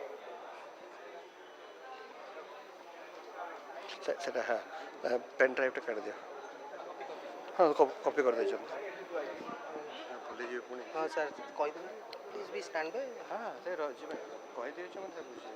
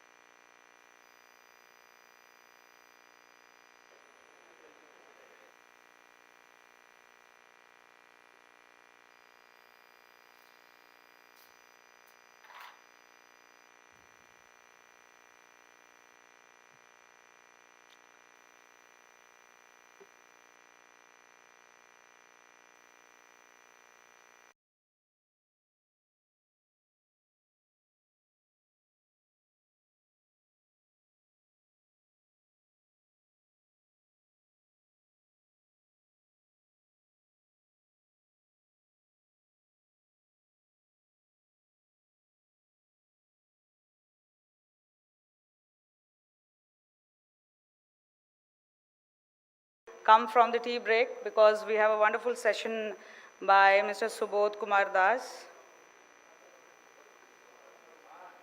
And I think we'll wait for 5 minutes.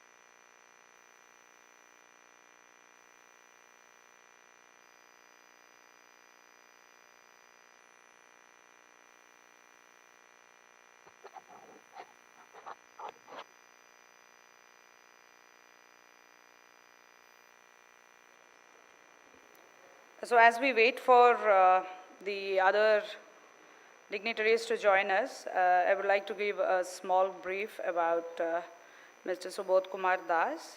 Dr. Subodh Das is a globally recognized serial entrepreneur in industrial, academic, technology-based micro, mini organizations, founder and manager of several aluminium research consortia involving multidisciplinary collaborations.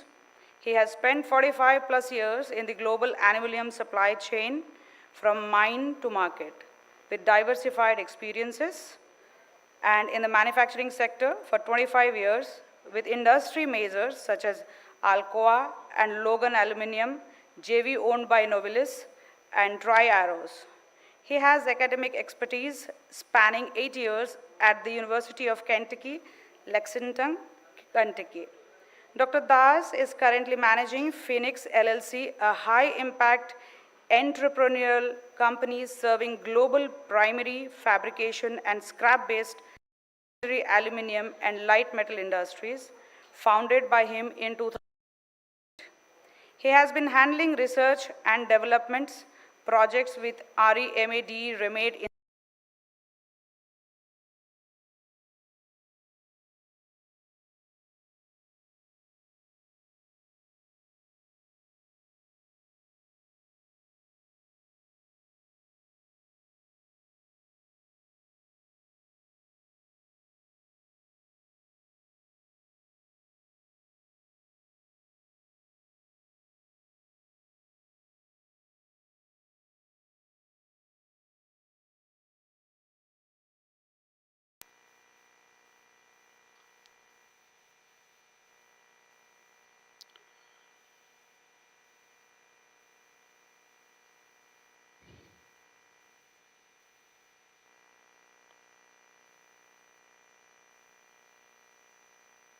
Hello?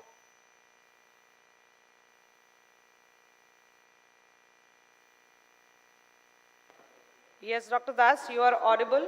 Please go on. Okay. All right, should I start? Yes, sir. Okay. My name is Subodh Das. I'm very happy to be and honored to be invited to give this talk. I will share the 50 years of my passion with aluminum metal.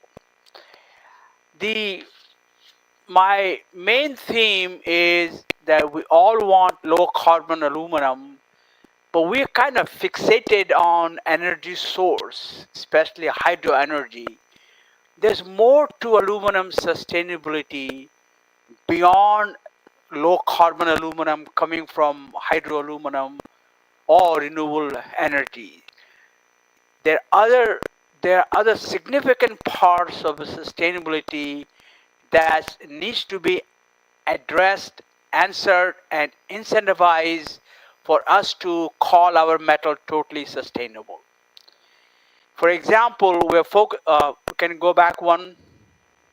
We're focusing on basically the fossil fuel part and renewable part, realizing that majority of the aluminum made in the world today is Plan A, which is fossil fuel and small but amount of made by renewable energy. The focus has to be beyond just the fuel source. Next, please.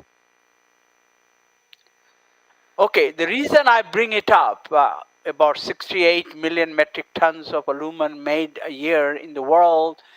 Majority of that, 75% that aluminum is made by using coal in China or natural gas in Middle East, GCC countries, and small amount of 25% or so is made from hydro,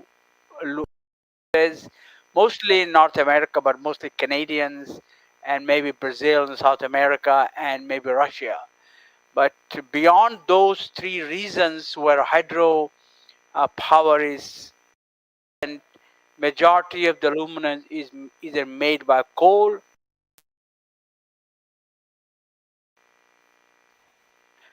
So aluminum sustainability is like an elephant. Is elephant, like they say, is elephant like a hump, or is like a trunk, is like a snake, is like a foot, or is like a tail? My take is aluminum sustainability is all of that, starting from bauxite tailing all the way to aluminum recycling and aluminum going to landfill. And we are focusing on just one aspect of aluminum sustainability, being the carbon dioxide equivalent emission, mostly coming from the power sources. Next one, please. So I published a paper about 2 years ago in Light Metal Age, and I outlined that there are about 10 factors that actually affect the sustainability, all the way from bauxite tailing to landfill. And today you will hear me emphasize that we're all fixated on this carbon dioxide coming from power source. In my mind, the two other areas that are not neglected, but they're not talked about, there's no incentive given to promote these, is the bauxite residue or red mud and the landfilling of aluminum cans, especially in the US. Next slide, please. So what I'd like to propose, that sustainability comes in 4 sectors. Material balance, which is bauxite residue, aluminum dross, SPL, and also comes some energy sources, being, as we talked before, from fossil fuels or renewable, and the end of life recycling, and the least favorable part is landfill mining, which is happening. So for us to be sustainable, we have to advocate that the credit, carbon credit or aluminum premium, be offered to all major parts of the aluminum sustainability, as opposed to focusing just on how much aluminum was made using renewable energy. That is important, but a small part of the chain that makes aluminum sustainable. Next, please. So recent publication by the International Aluminum Institute talked about 4 factors: the material resource, waste utilization, maximizing secondary production, switching to low carbon power, and deploying zero emission technology in refining and smeltings. And I will advocate that the number 1 and number 2 are recognized, but there's not much incentive given to promote the better utilization of waste like bauxite residue or spent potline or dross, and maximize the secondary product and minimize the landfilling of aluminum can, especially in the US. And switching to low carbon power is hard. The earth is not making any more hydropower, the renewable power, but what do we do with 75% of the smelters based upon non-renewable energy like coal or natural gas? And technologies are available, being developed, but will they be retrofittable in the existing over 100 smelters over the year? So I will say, even though the 4 factors, the 2 most important factors are the first factor and the second one, and that will be the main emphasis of my talk today. Next one, please. So you look at low carbon primary aluminum, there are 15 varieties. Almost every major aluminum companies had their own low carbon aluminum, most of them made from renewable energy, hydro or other sources. You start from Rio Tinto to Hydro to Alcoa to Century to Rusal to EGA, recently to Vedanta, and it goes on. And the reason, in my unbiased opinion, that the focus is in all this because there's incentive, 1 to 2 cents per pound of aluminum made from low carbon. So all the marketing and all the effort is happening where there's a money, where there's incentive. Whereas there's no incentive on bauxite, residue remedial, or preventing the landfill, which are so important. They're not being talked about, not being advocated, because there is no current incentive. Next one, please. Now, obviously, there's talked about work on inert anode, which is not a new technology. It started 450 years ago, right after Hall-Héroult process, so which is basically a technology that being developed by ELYSIS and Rusal. So there's no carbon dioxide emission, you have oxygen. So my contention, yeah, they're wonderful technology and they happen. I think they'll be great, but can they be retrofitted to existing 100 smelters? What will be the impact? Will that be a niche product like Apple is promoting, or will it be a product for the mass? So in my opinion, the technology is not the answer. It is one of the answers, but it's not the only answer. Next one, please. Now, how about this red mud? We don't talk about that. We're making 4 tons of red mud for a bauxite residue for every ton of aluminum. And we always talk about that 75% of aluminum ever made is still in use. We do not talk about the fact that 95% of the bauxite residue ever made is not in the use. And look at the damages it has done to the environmental. In Brazil, Alunorte 2009, 2018. In Hungary, 2014. A problem is growing in Ireland near the Ognish aluminum near the Pacific Ocean. So in my opinion, as I say it kiddingly, unless you take the red out, aluminum can never be green. We have to tackle this problem, and there are no incentive to really devote the research dollars, although some companies are doing good work and a lot of developments happening in India. I saw something from Vedanta recently, and obviously Hindalco's effort is well noted. So next slide, please. So I wrote a paper at TMS in March this year, and also invited paper in LME, Sustainable Magazine, and I advocated that let there be a low carbon bauxite residue premium. Otherwise, we'll keep making 150 million metric tons a year of bauxite residue, and right now we have over 3 billion tons of bauxite laying around. It's probably one of the largest unused, and it has a lot of good materials, iron and even scandium. So we are not spending enough effort to really solve this problem. And in my opinion, unless we tackle this, it's really hard to say that aluminum industry is sustainable. Aluminum industry is green. Aluminum industry to me right now is red, it's not green. Next slide, please. There's some effort that I have noted here. In Ukraine, obviously shut down because of the conflict there.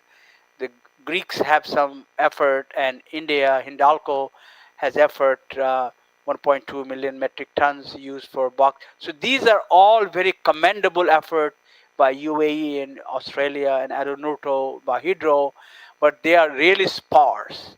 They are nowhere compared to 150 million metric tons being made every year. Next, please. So I wrote this article in LME, let's see, I think it was in March. I wrote this article in March 23 on sustainability, and I advocated that let's have some kind of premium for aluminum companies who are making primary aluminum but also mitigating bauxite residue. So you can see on the left hand side the 4 tons per ton, that's a normal production.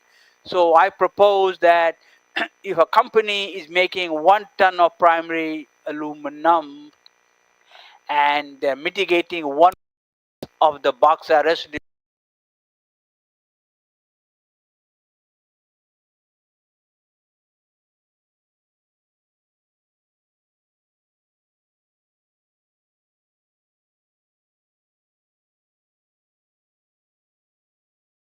because they pose the largest problem to humanity.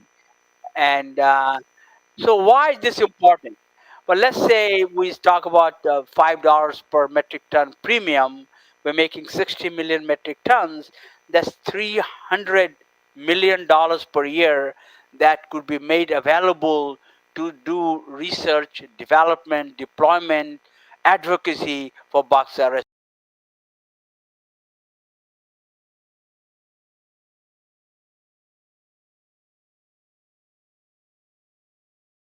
That could be used for advocacy. That's unless there's a financial incentive, it's not going to happen. There's not a lack of research and development or process. They're all there. It's not being implemented, in my opinion, because lack of financial incentive. Next one, please. So next residue issue is the spent pot line, and you can see that amount is growing, but I'm happy to observe that there are good activities in this area. At last TMS in San Diego in 2013 February, there was an excellent paper by a presenter from ALBA, and they talked about their effort to mitigate the spent pot line using a technology that they developed. So good effort there. Next one, please. And obviously there's a dross. There's a white dross coming from primary and the black dross coming from secondary. 3 million white dross, 1 million secondary dross.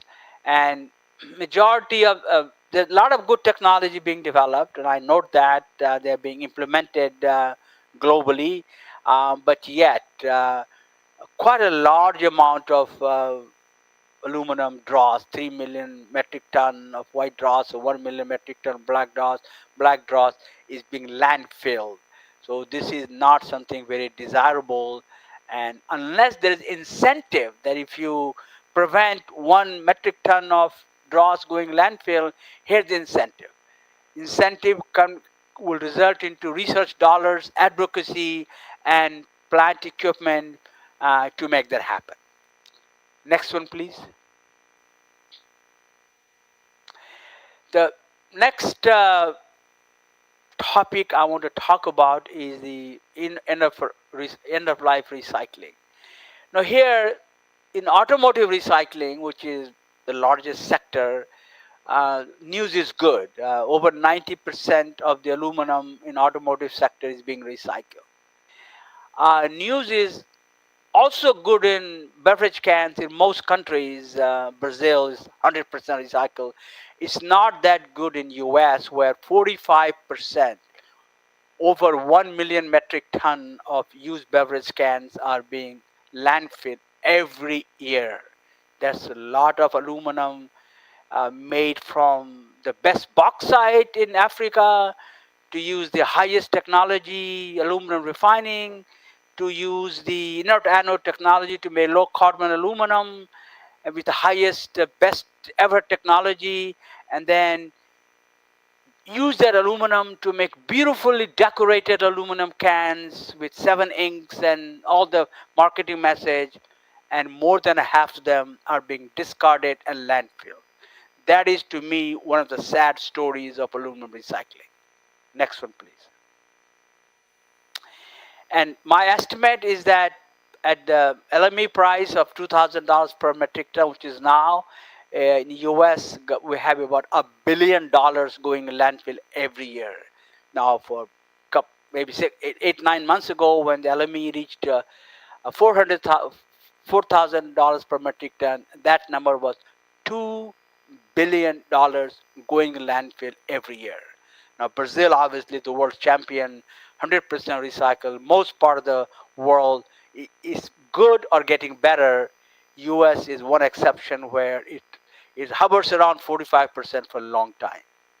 Next one, please. So I actually published a paper last month in the Light Metal Age on landfilling, and we made an estimate that about 2.7 million metric tons of aluminum is going in landfill.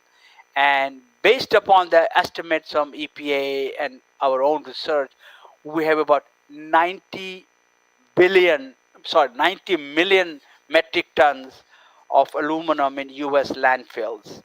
And that's about 18 months of world production.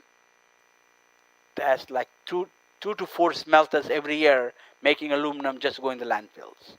This is one of the darkest part in our sustainability. So the darkest parts are bauxite residue and landfilling of aluminum. And the sexy and the good part is using hydropower and renewable power and getting credit for that, but ignoring credit and incentives where it's due. Next, please. So I designed a slide here saying that right now, all credits for low carbon aluminum is switching from fossil fuel to renewable or using hydro. What I'm suggesting is that we need to also have incentive, carbon credits in any currency that you like. Carbon credit and the LME premiums will encourage low landfill mining, higher recycling, low dross, low SPL, and most importantly, do something about 3 billion tons of bauxite residue sitting around all over the world, ready to do the damage to our environment. Next one, please. So I'll conclude my conversation saying that yes, it's important to have the renewable energy. Yes, it's important to have the hydropower. Yes, it's important to have solar power. Yes, it's important to have inert anode. All that important, but that cannot be the only focus of the aluminum industry. that cannot be the only focus where premiums are given.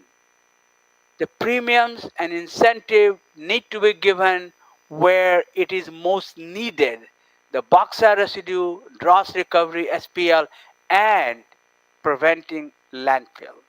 Now, unless we as industry speak up, unless we advocate, unless the producer and the ultimate customers who are buying our aluminum for beverage or packaging industry or transportation or aircraft, they talk about using low carbon aluminum to make the parts.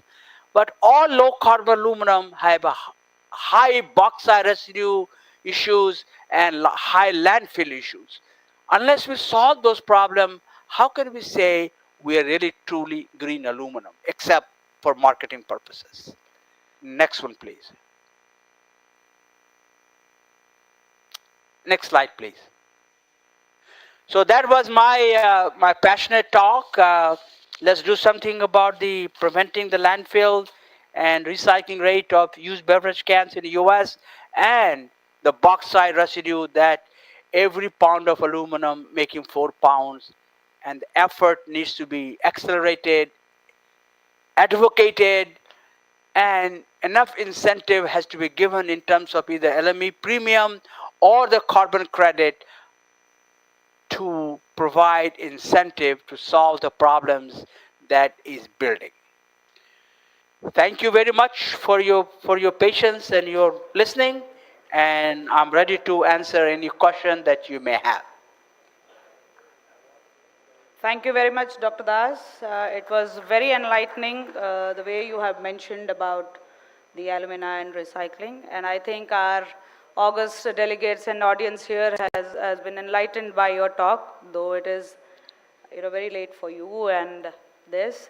And we thank everyone for spending your time listening to Dr. Das. Dr. Das, it was our privilege to have you on this IM ATM 2023 on a plenary session 4.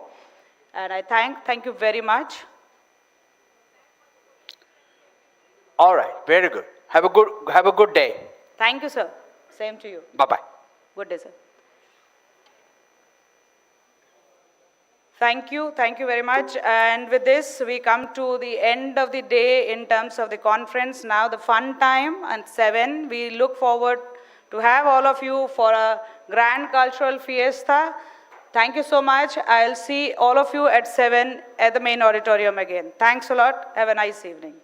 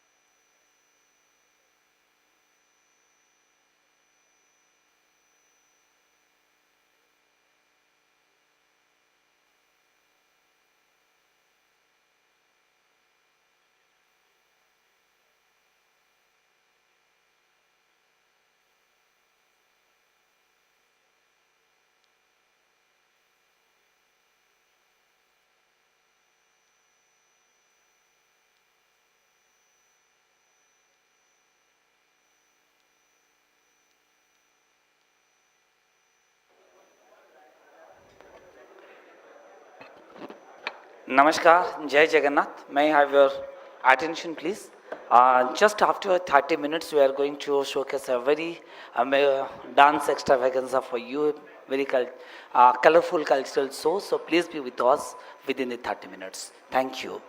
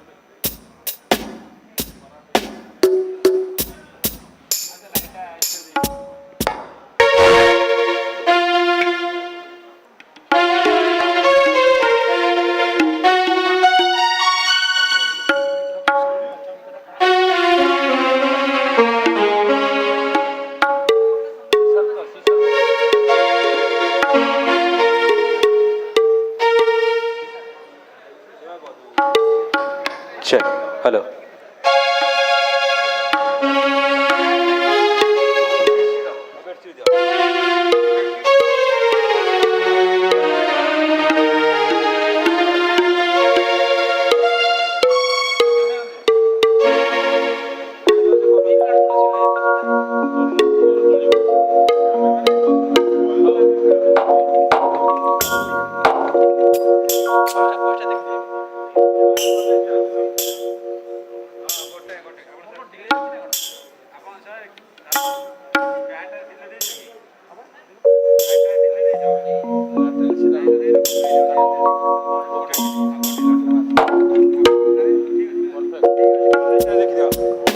Check. Hello.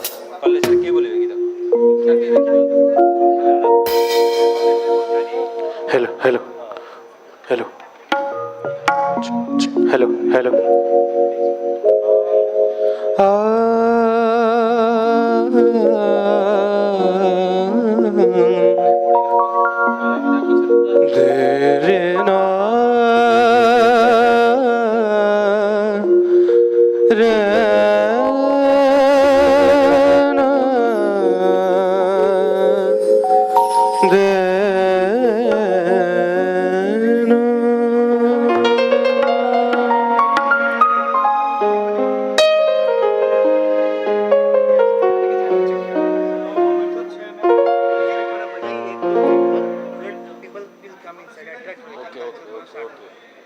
After balancing, we will play.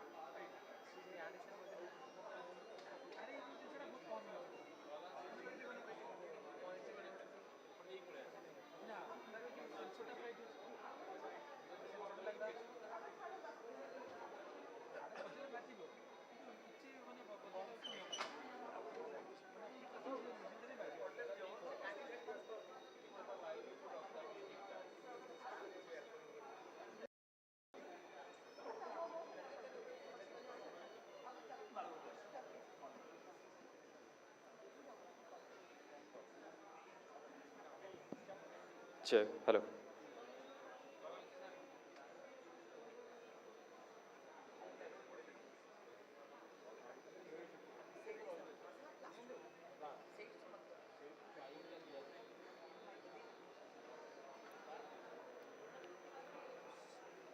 Namaskar, a very good evening to all of you. So very shortly we are going to start the cultural evening. So please be with us. Those who are outside of this auditorium, they are requested to kindly join us.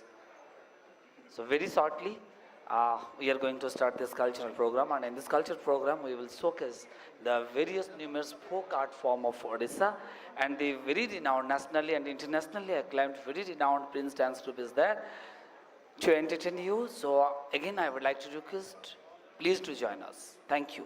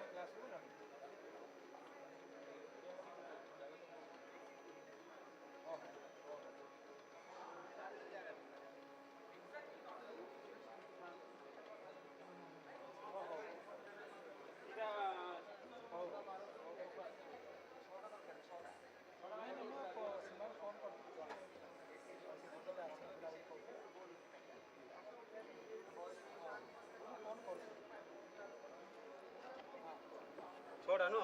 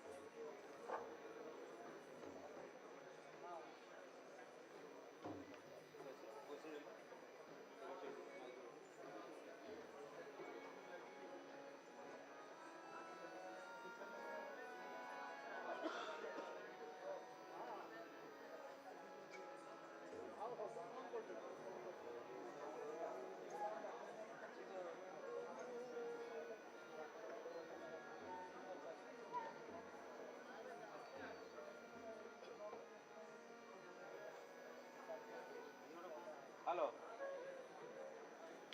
छोट stand दुईटा थिला दुईटा दिएपछि से भाना त जान्छ आଣିବାକୁ ମୁଁ ବଡ଼ ଷ୍ଟାଣ୍ଡ କି ଜାଣିଥିଲି ସେ କେମିତି ବସିଲେ ମୁଁ ଜାଣିଥିଲି ଛୋଟ ଷ୍ଟାଣ୍ଡ ତ ଆଜ୍ଞା ବଡ଼ ଷ୍ଟାଣ୍ଡ କି ଜାଣିଛି ଦଉଛି ସେ ମୁଁ ଅପେକ୍ଷା କରେ 2 ମିନିଟ୍ 5 ମିନିଟ୍